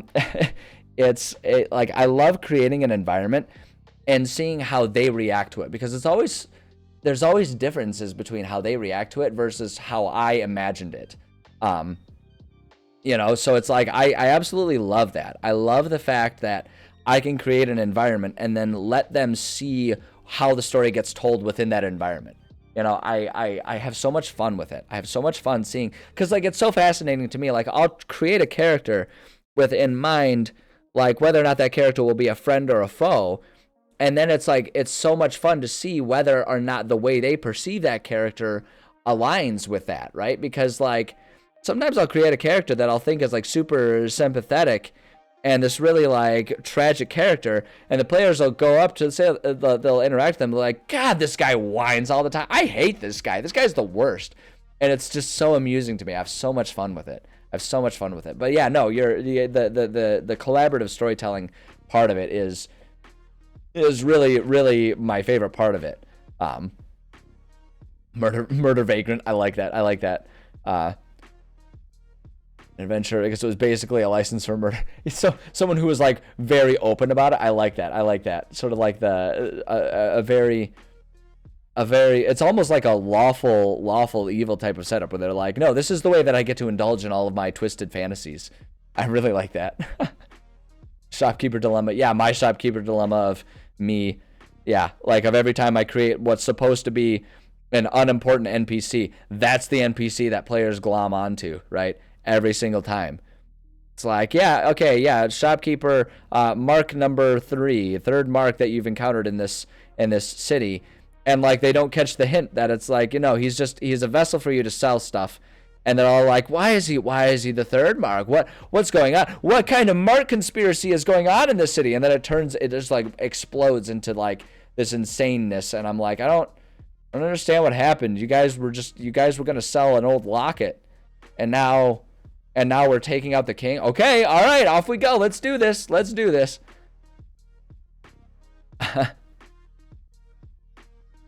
I do this for passion. I love that. I mean, just the concept of someone's like that sets up really nicely for like someone going to like bounty boards and like taking jobs, but then when they go to report that the job is done, it's like, yeah, no, I took out the one guy. He's taken care of. Here's his head for proof. And they're like, okay, here's your reward. And they're like, reward? No, I just did it. I don't need a reward. 1 hour, an important NPC and latch on to the man with a funny hat. Yeah, I don't even give them a funny hat. It's the man with literally nothing at all. It could be a mannequin standing there with no face. A mannequin with a white t-shirt and gray sweatpants on. And they'd be like, oh, it's the most interesting person in the world. I'm like, fuck it. I should stop putting effort into things because apparently the things I don't put effort into are the most exciting things. No, actually, the way I've solved it is basically telling my players, okay, we're going to stole this man's face. Exactly. See, you've got it. You have now congratulations. You are now in my campaign. You're going to fit in great.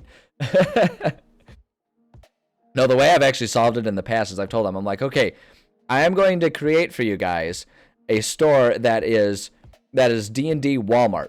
And it has literally everything you could ever want to purchase in the one store. And it's a big box chain, and it exists in every city that you ever go to. And it's run by the same magical creature who likes to teleport between all of them because he's a fey creature and he's bored. Like, I've literally done that before. And I've just been like, so if you guys want him to be important, he is going to be so magically, he's going to be such a Tom Bombadil of an enigma. And you have no idea what his history is, and you guys can go ahead and get super involved with it if you want to, but he is the only shopkeeper you're interacting with, because I refuse to have to come up with detailed backstories for 17 shopkeepers every time you go to a different city and need to go to like a general store versus a blacksmith versus an alchemist. Like, no, there's one shopkeeper for one shop. It is the big giant Mall of America of this city, in every city you go to, and it's the same guy, and he's magical, and he has an infinite number of magical clones, and you don't understand it because he's made up his own magic, because he's a god or whatever. I don't care. That's how I solved it at one point in time. And like, I always only, like, my campaigns are all with friends, so they all take it in good humor. So it works out. I probably wouldn't take such an adversarial approach to a bunch of people in a new campaign, but oh boy. Every campaign. Yeah, seriously, every single campaign. One detail derails the MGM plans every time. It's like, it gets to a point where it's like, God, why do I try it all? No, actually, in all reality, when I'm not trying to be funny for the sake of being entertaining, like, I have wonderful players who are actually very good at recognizing when something is and isn't important. And they just do, their antics are more so involved in just taking extreme approaches to the important things. So I say that because I know sometimes they pop in or watch my VODs. I love you guys. You guys are awesome players. I appreciate every one of you. You guys are a great group. But also they're buttheads and they're murder hobos. You know, it's all just part of how the game works. Oh boy. Oh boy. Okay, let's see. I needed to put a DM note. I was gonna put just a DM note right here, and I'm going to say, the Jakuli are hiding in the confessional booths. If players open Q Pokemon Wild Encounter music. There we go. Boom. Have one remaining candle. Yes, that's right. That's right. One remaining candle stand. I'm sorry. Yes, thank you. Thank you. I am too distracted to remember things on my own. A lone candle stand sits in the corner. It does not have a candle. I think my favorite part about this, as I'm writing this, I'm realizing right now, alone cantle. It's not a cantle, it's a cannel, all right? It can achieve flame. It just has to believe in itself. No, okay. Alone candle stand sits in the corner. Does not have a candle. As soon as I wrote that, I was like, oh, they're going to latch onto that, and they're going to think something's real important about that. Oh, that is the perfect level of detail. They're going to think there's something really important about that. That is the reddest and the herringest of the colorful fish. And it's perfect. It's absolutely perfect. I love it. Beautiful, beautiful, beautiful high level writing going on right here. Like wizards. Call me. Call me if you want someone to write an all digital campaign for your new acquisition of D&D Beyond. I'm your man. I'm your man. Unfired Chekhov's gun, the best of the Chekhov's guns. Like I like to fire 1 in 5 Chekhov's guns, right? So that way they get used to them just like not being there, and then suddenly, bam, it's important again, and then it really catches them off guard. Keep them on their toes. All right, lore. I need to come up with some reason that there's lore in here. Lore. What did I? Let me see something here.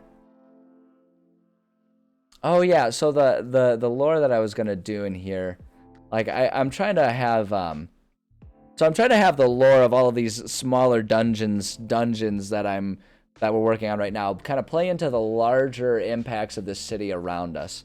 And like the church is an interesting opportunity for us to sort of examine the wizard and sort of the struggles that he's gone through over thousands of years of using magic to keep himself alive for a cause that, like, the deepest part of him recognizes will never come true, right? Because he was trying to protect this city for the people who lived in it, and it's been thousands of years.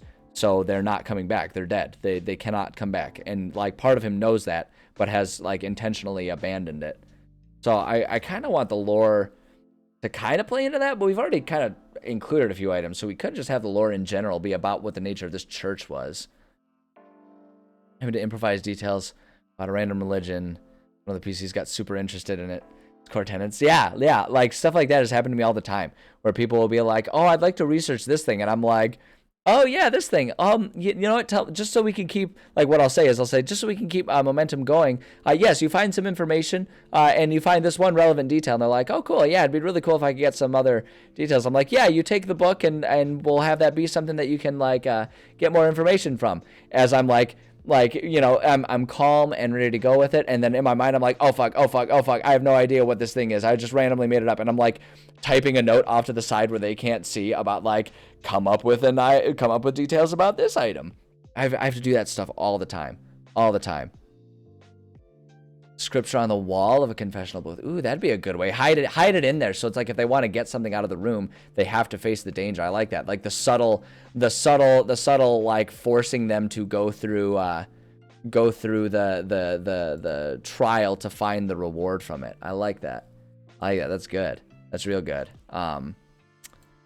Let's see here. Could be something along the lines of like, I'm wondering if we could just like,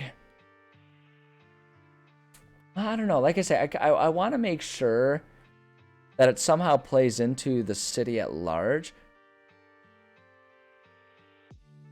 I wonder if we can, like, I don't want to sit here and try to like make up some scripture, because this is really time consuming and I'm not poetic enough for that.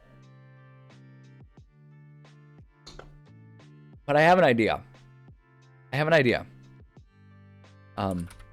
Inside one of the confessional booths, you find an engraved bit of scripture. It outlines warning of the danger of the spell the wizard is using to keep himself alive. Yeah, something like that. That's kind of what I was thinking. It's something like how it outlines like the beauty of like something about how it like discusses the beauty of mortality and the ascension to higher planes beyond the mortal realm, right? Because like we're talking about a world where there's like an understanding that the other realms do exist, right? And so it's like maybe this is a religion that like, you know, like ascribes to joining like to climb to Mount Celestia or something like that, you know, something like that, and then like have behind like a history check or something for them to recognize whether or not, because they'll spend some time in the wizard's tower, like that's where they'll be like kind of setting up camp, you know, in between while they're doing this, and so they'll find just different bits of his life, and so the thought is like they'll recognize part of the scripture as part of his writings, where like, you know, and next to it, like it's like copied or something, and then he has scribbles that like are pondering whether or not it would still apply to him or something like that. It's kind of what I'm thinking. It's a very loose idea, but like a lot of these clues are meant to stay loose and generalized, you know, so that way they can just kind of make up their own. It's very much it's very much a FromSoft approach to it, where it's like, here are some clues. I'm not going to give you an answer. You have to decide what the clues mean. Hand notes. Oh, that's true. We could just put the hand notes on the side, and like the history check or the investigation is to recognize that it's his handwriting. I like that idea. But yeah, we'll say something like it outlines a metaphor of life being the climb the climbing of Mount Celestia, and death being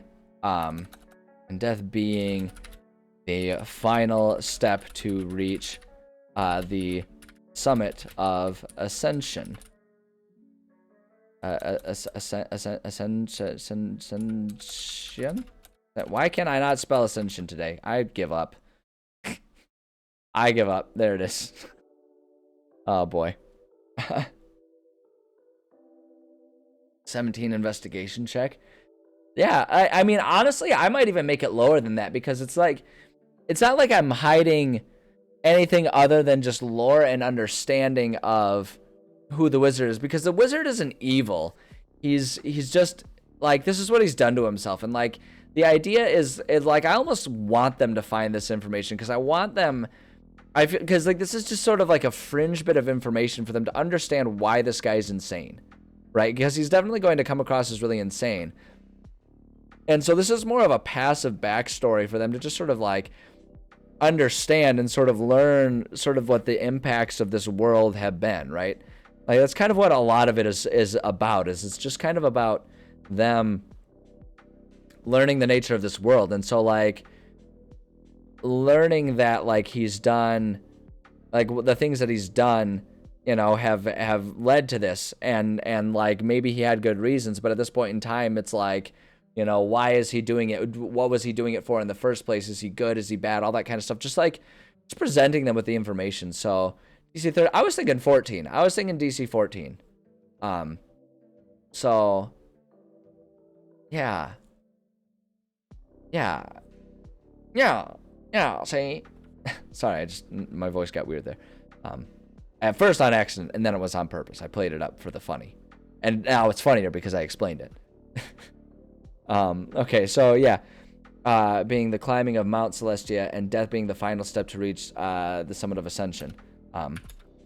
Next to it is a handwritten note in chalk that says, what of those who never die? And just like a question right there, just like him just sort of like in a in sort of like a sort of like manic depressive fit, right? Like this is something that a man who is desperate and like he hasn't really like broken, like his mind hasn't broken with time and depression and fear and all of the stuff that he's going through, right? His mind isn't broken yet. At this point, it's like, at the time when he writes this, is a man who's recognized what he's done to keep himself alive and is now just sort of like going through a phase of being afraid of, afraid for himself, And so just like some sort of like rhetorical question that someone who's depressed would just like write and then just like leave, like he writes it there, closes the door and then leaves, because I can imagine a scene where he is like in a depressive fit, just sitting, like symbolically sitting in the confessional and admitting like the things that he did that he might never admit to someone. Exactly. Lonely, fearful, but not yet broken. And eventually, like, it gets to a point where he basically, it's not even necessarily a psychotic break. It's more so like an intentional abandonment of sanity, right? Where it's like he kind of reaches a point eventually out over the years where it just like, he knows that everything he's been keeping himself alive for will not come. Like the only thing that he is alive for is a goal that cannot be accomplished because the people he was protecting the city for are gone. There's no question about it. Enough years have passed, they are gone. So he has nothing to live for, and so he just kind of like breaks, he sort of abandons his own sanity for the sake of just like not having to deal with admitting that. And so he just kind of goes on and is like on autopilot doing what he's been doing. Got Darkest Dungeon very quickly. I have the tendency to put in a lot of dark stuff in my games. And a lot of that, like, there's, I mean, on the surface, I think that's, I think that makes for interesting storytelling. But like, if I'm being truthful, a lot of it comes from the fact that I often use my writing as a way for me to explore dark ideas that I've had or thought about in the past, right? It's like, there's a lot of me that goes into these things, and so it's like, as someone who has dealt with like very serious depression in the past, a lot of that kind of comes forth as like a way to just sort of express this kind of stuff. And to like, my hope also is that it can be a way for other people who are playing, or on stream watching, if I ever publish this, other people running or playing or using these ideas, it can also be a way for them to sort of explore it in a way that makes it approachable, in a way that isn't just like a, how do I struggle with this inside of myself? Like, you can put it on the paper as part of a story and examine it from that sort of outside perspective. And like, it's been a thing that's helped me a lot in my life in general. And it's like, it's why a lot of my writing ends up taking those directions. Because I mean, at this point in time, like, I'm in a very good place in my life, so I'm not like personally dealing with that stuff at the moment. But like, yeah, it's like, I'm so used to exploring these thoughts, and like, this is how I approach it. So, but yeah, no, it's dark, but that's okay. Eventually publish it. A lot of people have asked me to.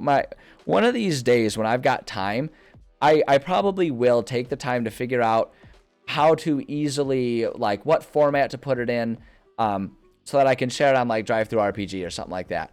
Like one of these days I probably will do that, because enough people have asked me that it's like, well, shit, if people actually like it, there's no reason not to. I started streaming all this stuff so I could share it. So it's like, might as well take that another level and let people run these games.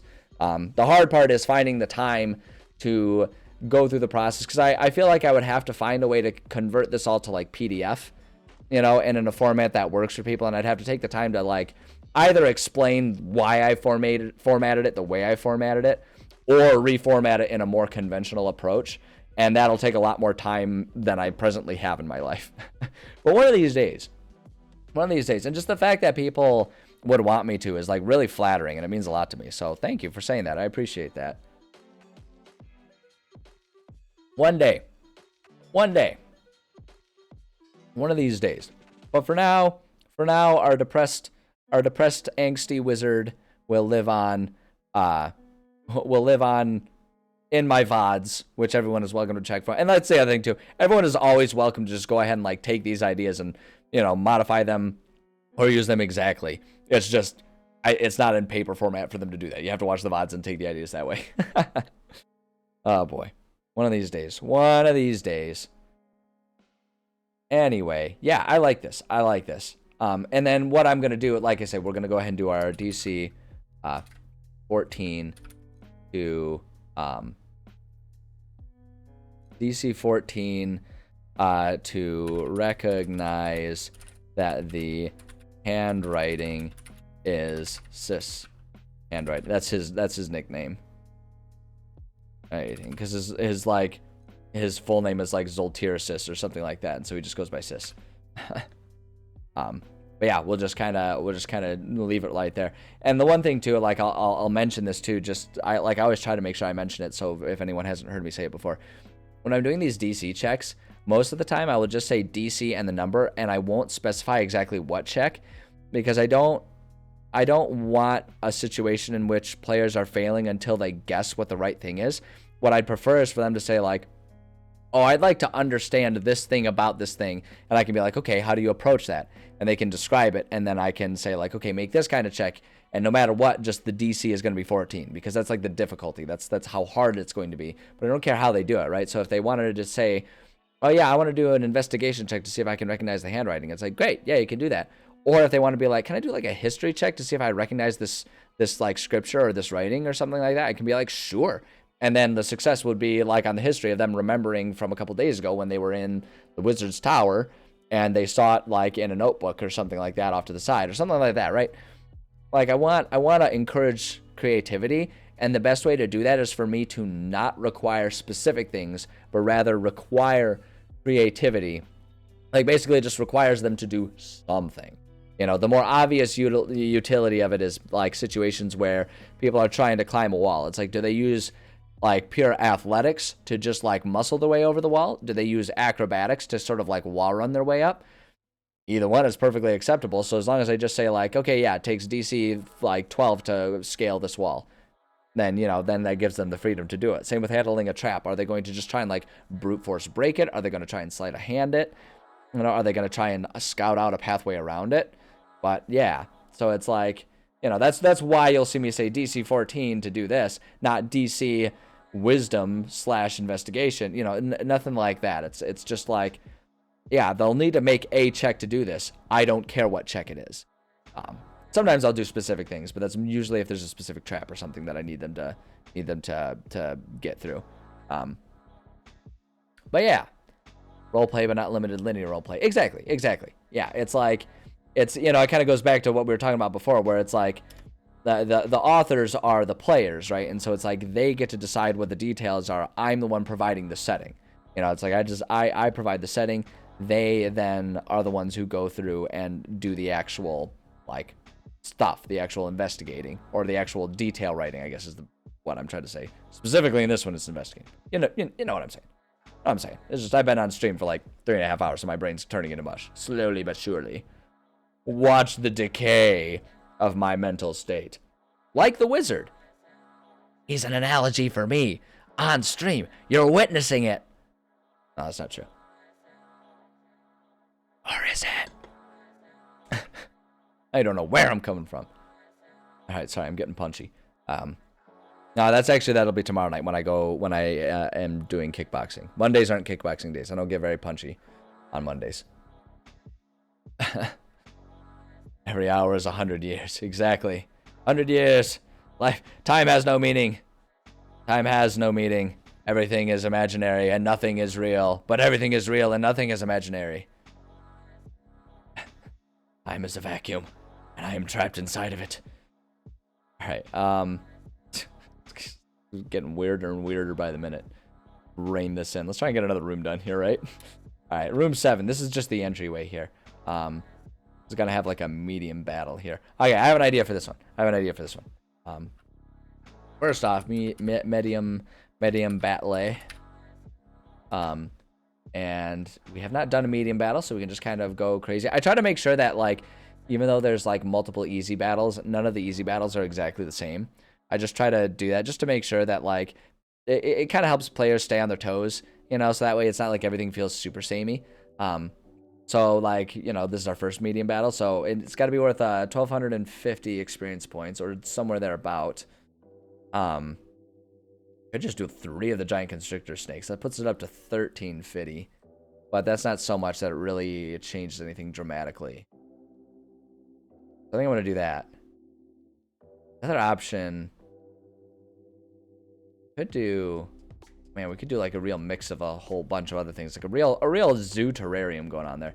I actually kind of like the idea of like 2 of these guys. But that'd be a pretty, that's kind of getting up there. That's 1,400. One of these guys and like a constrictor. No, that's a little, okay, let's just like, we'll do the 3 constrictor snakes for this one, and then for another one we'll get going with them giant Gila monsters, which are cool creatures. I'm gonna go ahead and draw that line in the sand too. If you don't agree that Gila monsters are cool, you can just reevaluate what types of lizards you think are cool, okay? Because they are cool. They're rad. Sorry, I got a little passionate about that one. Saying, in elementary school, I did a research project on Gila monsters, and they're cool creatures. All right, and like 10-year-old me will be very cross with you if you disagree. I spent a lot of time on that project. That was the project. I feel like I told the story the other day when we brought up Gila monsters. That was the project that I was so excited to do, that even though I was sick and and the teacher said like it's okay if I didn't get it done, because it was back in the day when we didn't necessarily all have like computers at home, and they didn't give each kid their own computer at school, right? So it was supposed to be done at the computer lab, and I was sick, so I couldn't come in. I had like mono or something, I don't remember. But I couldn't come in, and the teacher was like, oh, it's okay, you didn't have the chance, you don't need to worry about this one. I was like, no, my mom let me borrow her work computer, and I want to do this because Gila monsters are cool. And so I did it, and my teacher was really impressed with me because I did it even though I was sick. I'm staking the ceiling beam or 1 stealth attack, look like a bundle card. I've actually kind of done that. I've done that with the Jaculi, because they can like look like they can make themselves look like trees. I actually have them doing that in one of the other rooms. I think for the constrictor snakes, I think I'm just gonna have them like all coiled up in like the light coming through one of the stained glass windows. They're just like sunning themselves, and like I kind of want them to actually be really blatant. So it's like, yeah, if you want to go in, if you want to just have an easy time going through the front door of this place, you're gonna have to deal with some constrictor snakes. What do you think about that one? Right, like they're just like blocking the pathway. So it's like, oh, you're gonna bust in. Gonna bust in through a different doorway, or are you gonna go ahead and deal with the giant constrictor snakes that would happily consume you?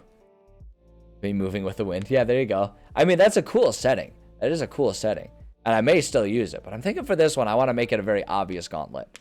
Like, do you have the cojones, my friends? All right. Oh boy.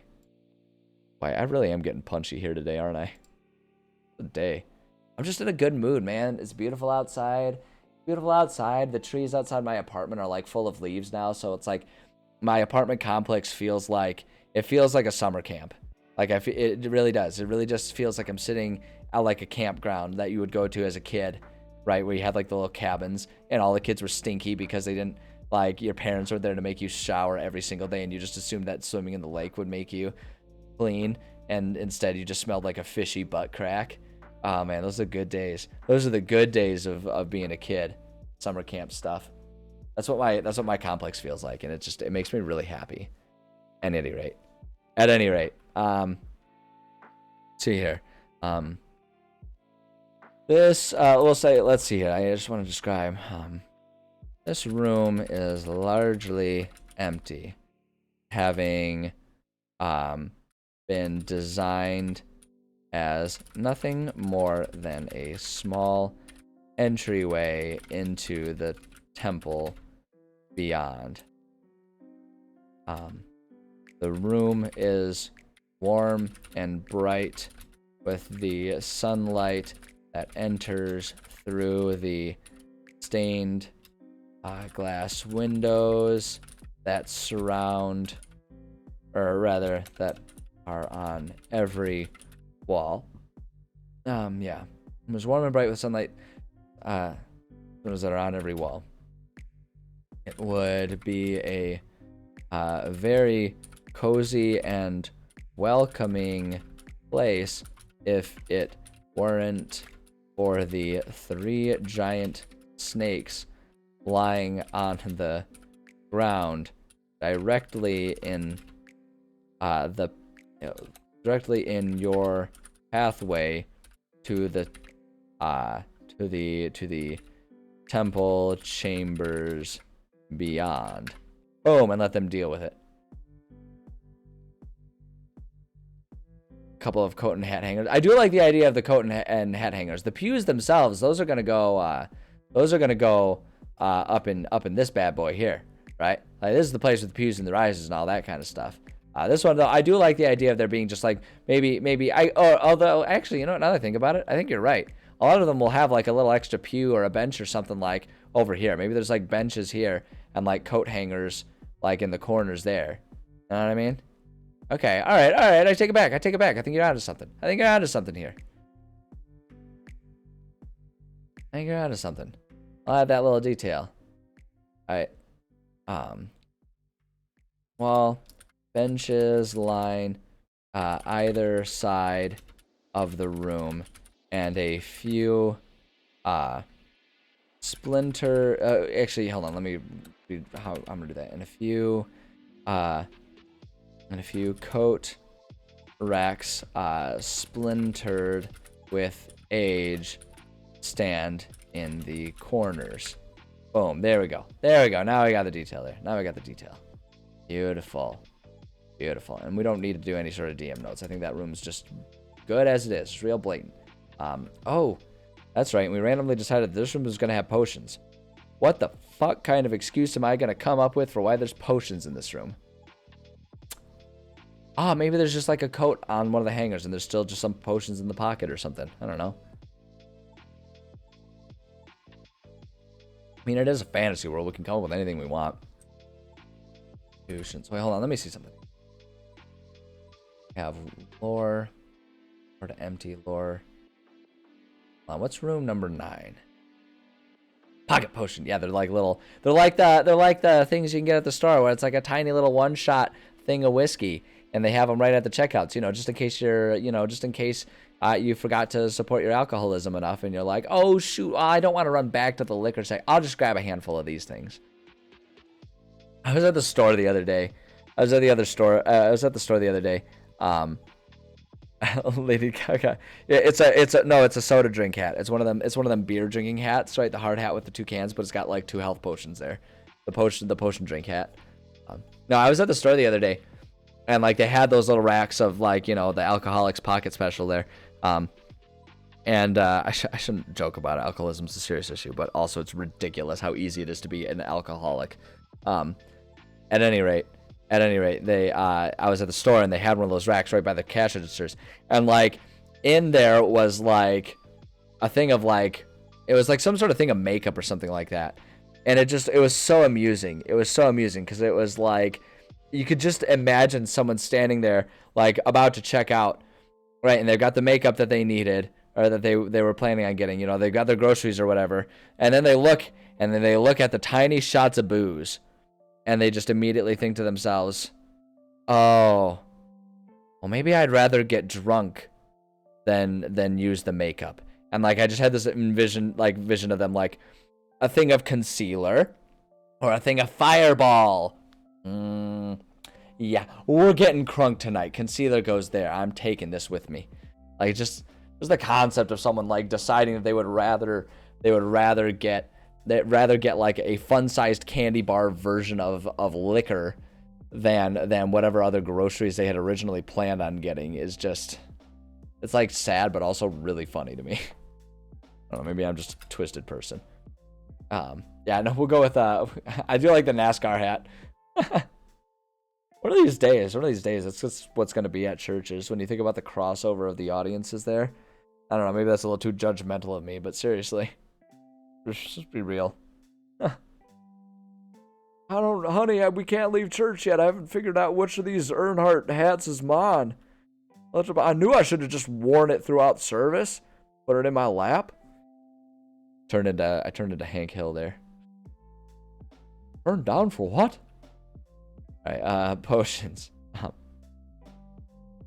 Oh, you know what we could do? I have an idea. Here's what we'll do. We'll do DC. Hold on, this needs to be a DM note. I have an idea. DC 14 to notice. To notice that the benches are actually the type where the seat lifts, and there is a chest beneath, and that on the front of either it is engraved donation bin.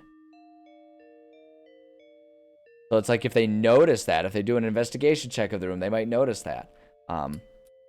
Opening one bench, you find nothing but dust and a long abandoned snake skin, right? Because it's like there's leopards, there's all them lizards and reptiles there, so it's like maybe one of the snakes kind of hid in there to shed its skin or something like that, right? So it's like you find a long abandoned snake skin. There it is. However, when you open the other, you find a small box of a few potions. Likely they were intended as a donation to help any help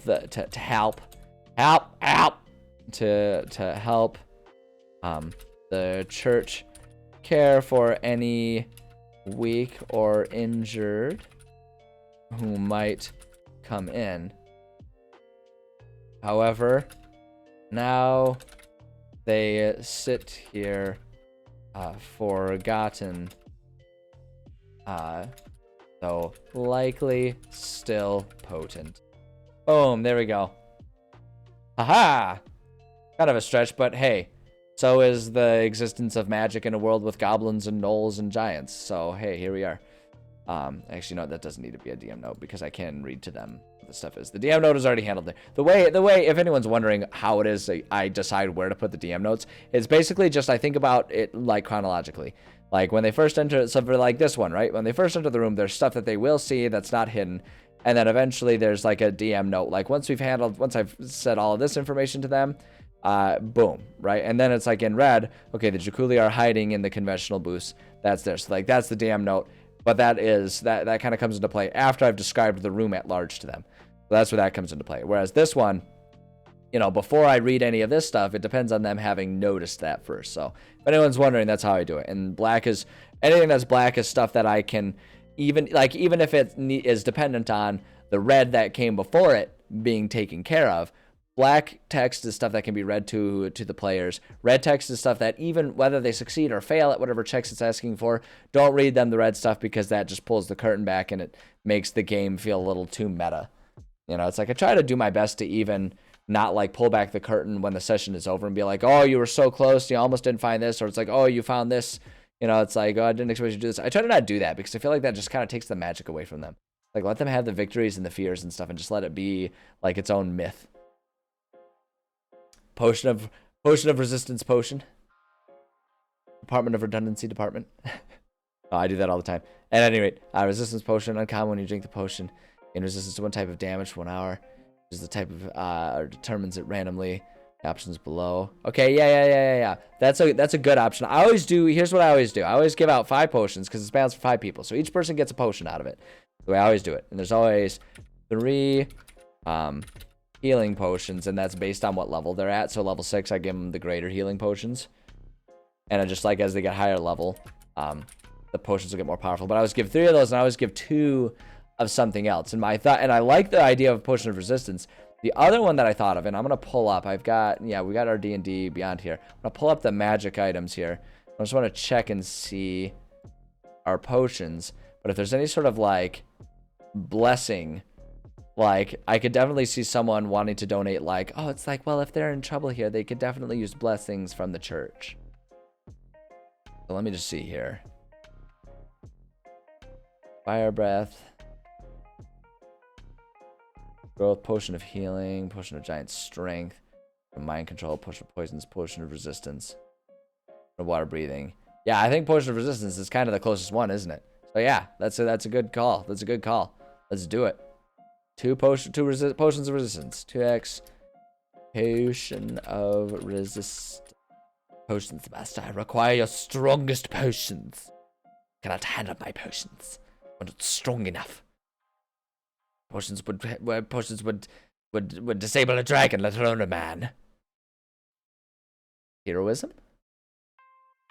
For 1 hour of drinking, you gain temporary hit points. A good one.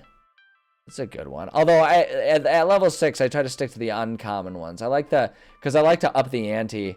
I think it would work. I think you're right. My concern is like the level of rarity of it and the level of effect of it. I like to sort of increase it just so that way I don't run out of ways to continually reward them as they're getting higher level. You know what I mean? So it's like if I'm giving them all the super rare stuff early on, then it's like they run out of new exciting stuff as they go. So it's like I always try to meter how often I give those. And I feel like level 6, and we're just kind of starting to get into the standard uncommon potions.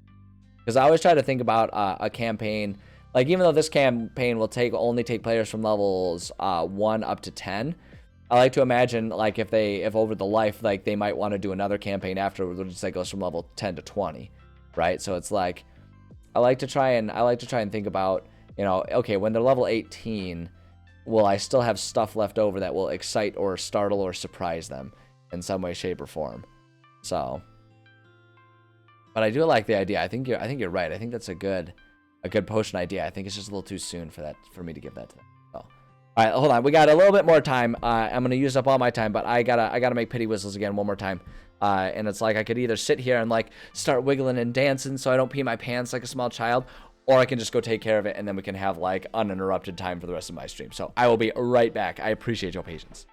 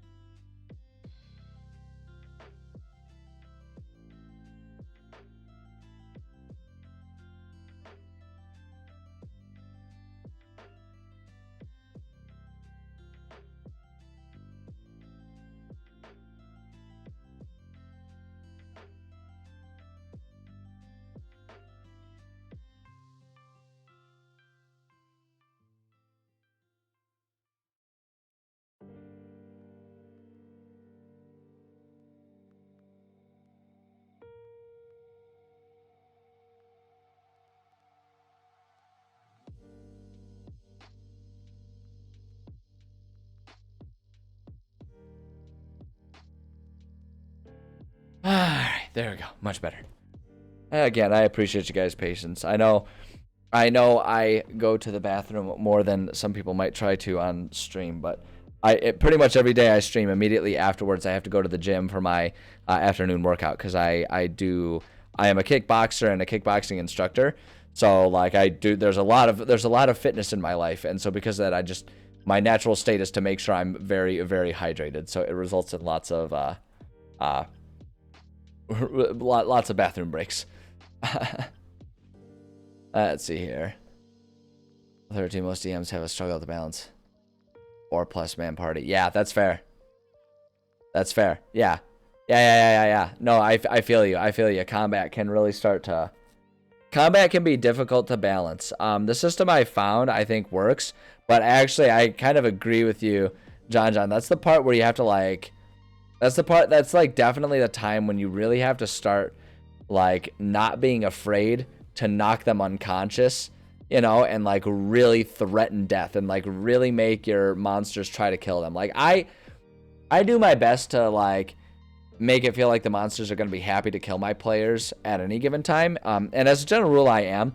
And a lot of that's because like with my players, we like to do rule variants where rather than death, you just get like permanent injuries, right? Like we kind of utilize that stuff just because it's not fun. Like my players don't really like the idea of losing their character. They don't want they want there to be danger to their characters, but like, you know, if you're like 10 levels in, you don't want to lose a character you've already invested in. So yeah, exactly. Resurrection penalties is kind of what we end up doing. Um so that makes it easier for me to not be super afraid to try to kill them.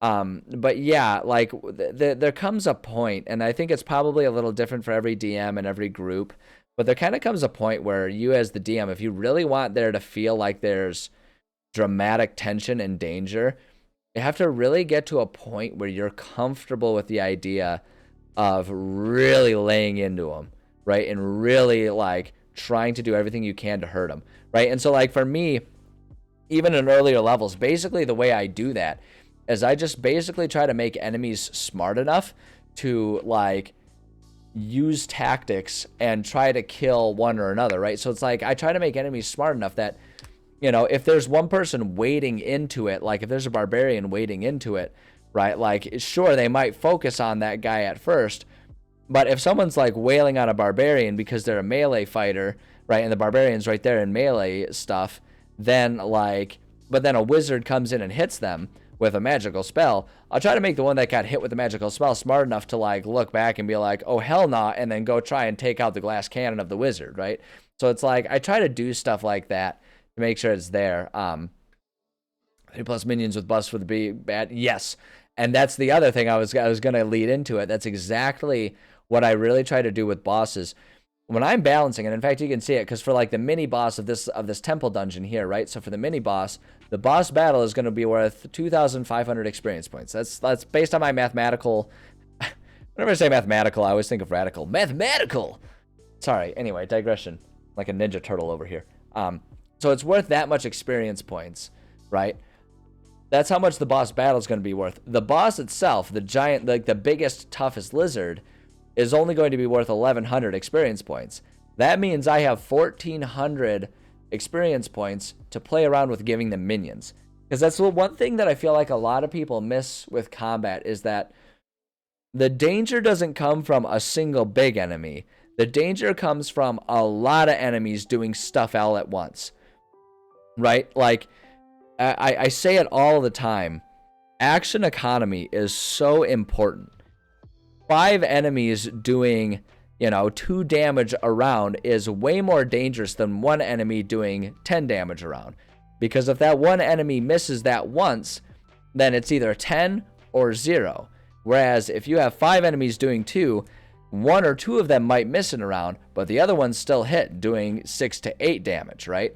So that's doing more damage over the course of the battle. And I feel like a lot of people, like, we get caught up in, like, media versions of things, like movie and TV and book versions of these things, where it's like, oh, this is the one god, and he is damn near impossible to beat. But it's like, within the confined rules of just, like, turn order in D&D, it doesn't pan out that way. So giving the bad guy minions, that's how you really make things dangerous. And that's how I've done it with my players. The last area they were in, when they faced the boss, when they were at level 5 and they faced the boss for that, they were scared, because there were a couple of them that were very close to getting killed. Very, very close. And that to me was a very, very well balanced battle.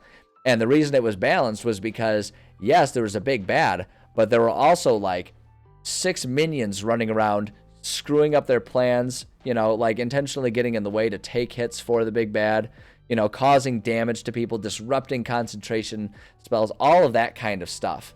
That's the kind of stuff that really makes a battle last, and that's the type of stuff that can really up the ante. And so, like, that's why another trick that I'll do, if we're talking about late game ones too, where you're worried about things being too easy, a lot of times what I'll do is I'll write in a reason for the big bad to have the option to keep getting in more minions, right? They'll have like a reason, give them like a bugle horn that they blow and that calls in reinforcements or something like that. And so if the battle is too easy, they utilize that and more minions show up. Or if it's plenty difficult as it is, they just don't use it, right? You just don't have them use that kind of stuff. Like doing that kind of stuff can be a really good way to balance things, and it can be a really subtle way too for you as DM to tighter it to be just right. you know, because like if you tighter it so that it's just like, you know, they're coming in and then they stop coming in after like 1 or 2 people have been knocked unconscious, and then they make it through, you know, and you just stop coming in even though you had the idea to have them come in indefinitely until it was difficult. Then you get to the end of the battle and you can be like, yeah, you guys lucked out, you managed to handle it. That was the last group that came in. And you can just kind of subtly do it to give them that victory and stuff. I know a lot of people will scoff at like the idea of a DM editing things on the fly, but you know, I think it depends on the group. And for my group, you know, that type of stuff works really well because they want that challenge, but they don't want it to be insurmountable. You know, the flip side of it is like I won't be afraid to kill them if they do something flat out stupid, right? So like with this campaign that we're working on, if they at level 1 try to fight an ancient dragon, yeah, I'll kill you, and we can just start a new save, you know, and try again. Like I'll happily do that if that's what they want to do, you know. So it's like I try to make sure that like if they're handling battles appropriately, they can definitely be surmounted. But if they go out of the way to find a reason to get killed, then yeah, you're gonna get killed. You know, so that's one of the balances to do there. You don't want to give them too much plot armor, but I don't know. It's an eternally challenging thing to like come up with those balances. And God, if anyone can find a perfect formula that works every time, let me know, because I don't fucking I don't fucking know. Let's see here. And killed by the 3rd archer after touching 2 arrows sucks. It's great for immersion. Yeah, exactly. You know, and it's like, and that's where like the resurrection thing can come in too, because then you can be, as a DM, less afraid to like do that stuff to them. Like for me, I'm not afraid to just like knock them out, because I know what we're going to do is we're going to come up with a reason that makes sense with how they got knocked down, for why they are now missing an arm, or why they're missing an eye, or why they can no longer run, you know, and their movement speed is going to have things like that. Are great ways to handle it. And there's battlefield effects. Yes. Combat arena management is another thing that's very underrated, and I have actually been really proud of a couple of my players who are much more like, they're not heavy hitters, and they were trying to be with their characters, but they've caught on to the fact that their benefits are battlefield manipulation, and they are doing wonders. And it's like I've really had to up the ante on difficulty of things, because with him focusing on that, they've gotten very good. Crunchy and good with ketchup. Delicious. Oh boy. I do the time I won for almost TBK 4 players. Yeah, four level 3 players off insane. That happened to me with a regular constrictor snake. It was 1 snake, and like what happened, like they were level 1, and what happened was the 1 snake, the guy like he was trying to, like, he wasn't quite sure. This was like back when they were still brand new to the game, and they didn't really understand how dangerous things could be. And so one of the guys was keeping watch, and I was like, okay, yeah, you see a snake coming up. He's like, oh, well, if it's just 1 snake, I don't really want to wake the guys, so I guess I'll just try and, like, you know, handle it on my own. And then there were some bad rolls, and he, like, within 1 attack got knocked unconscious, and he did it before, like, while very intentionally, before he made any ruckus to wake everyone else up. So I had them all do checks at disadvantage because they were all asleep, and one of them just barely succeeded and woke up and saw that happening. But yeah, one guy almost got eaten. He almost got eaten on like the third run through, and I was like thinking, I was like, man, oh man, how are we gonna do an injury from this one? And my thought was that he would just be like permanently scarred and have disability on charisma checks because of like the digestive juices like burning his face and skin before they cut him out, or he like managed to like tear his way out of the snake or something like that. But yeah, it was very close. It's really funny when the dice sort of their own magic decree that so and so is close to death or whatever. I was like, sometimes the dice just have minds of their own. And I often feel bad too when that happens to players, especially if they're making good decisions and the dice are just not having it. Because it happens. It definitely happens. Oh boy. Oh boy. Let's see here. This room, okay, room 8, this is locked. So for these rooms that are locked, I'm still going to define them, but I kind of want to just like copy and paste whatever we come up with the next time, because these ones are going to be locked. And I want to make it so that they can still like bust down the doors if they want to. But as a baseline, these aren't like part of it the first time. And the second time they go into it, these are going to be more accessible because of the way the building's going to be damaged. So I'm going to leave those blank for now. I'll leave those blank for now. Heavily armed scarred adventurers panicking over what would normally be a small front. Wait, yeah, exactly. And my favorite part about it is all of them still like I'm not even convinced that it's all role play. I think them as players are still terrified because of just their their perception of how it all went down. Anytime I throw snakes at my players, they immediately are like, oh god, you guys, we are so fucked. Remember the one that one almost ate one of us? And like they just like immediately panic mode, ignore everything else. Get that fucking snake. Like they go full Samuel L. Jackson on snakes on a plane. Like full on. Nothing else matters but handling these motherfucking snakes on this motherfucking plane of existence. It's hilarious. Absolutely hilarious. Dice can be a blessing or a curse. Absolutely they can.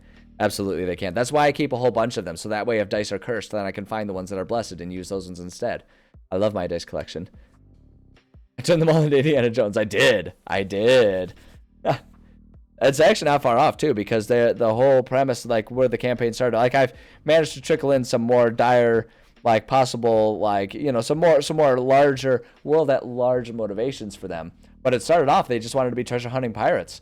You know, it's like an eye patch version of Indiana Jones, just seeking out treasures. I mean, he did it for knowledge, they do it for money, but either way, man, it did. It kind of sort of happened that way.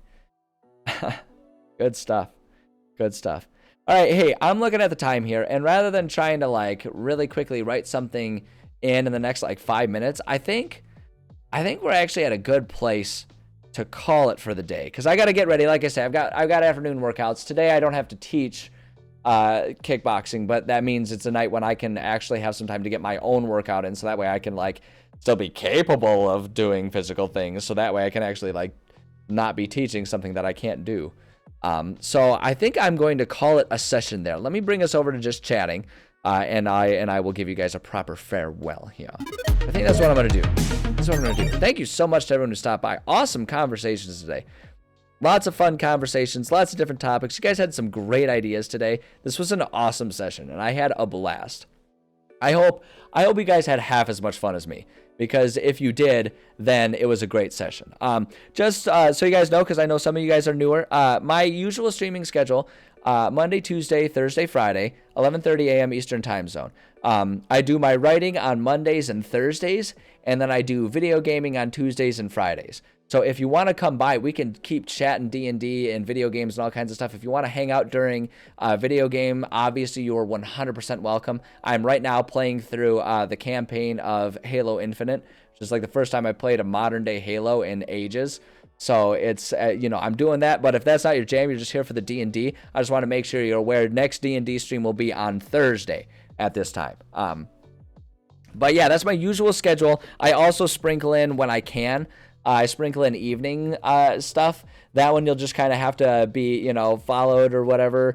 Like and subscribe to get announcements and stuff like that. You'll just have to pay attention when I go live, because it's kind of haphazard when I have time. But like in the evenings when I have time, I've been doing a run through of Elden Ring with my samurai Belinda, who I have naturally turned into Wolverine because of the Wolverine claw weapon. So it's Belindarine.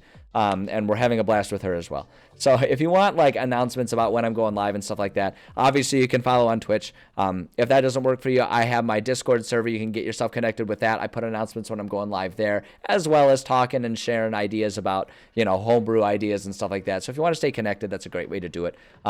Another way I put out announcements a lot is I do have a Twitter, Virus Streams. On top of the other tweets and random thoughts that come into my brain, I put announcements there about when I'm going live. So those are all the different ways you can find out when I'm going live.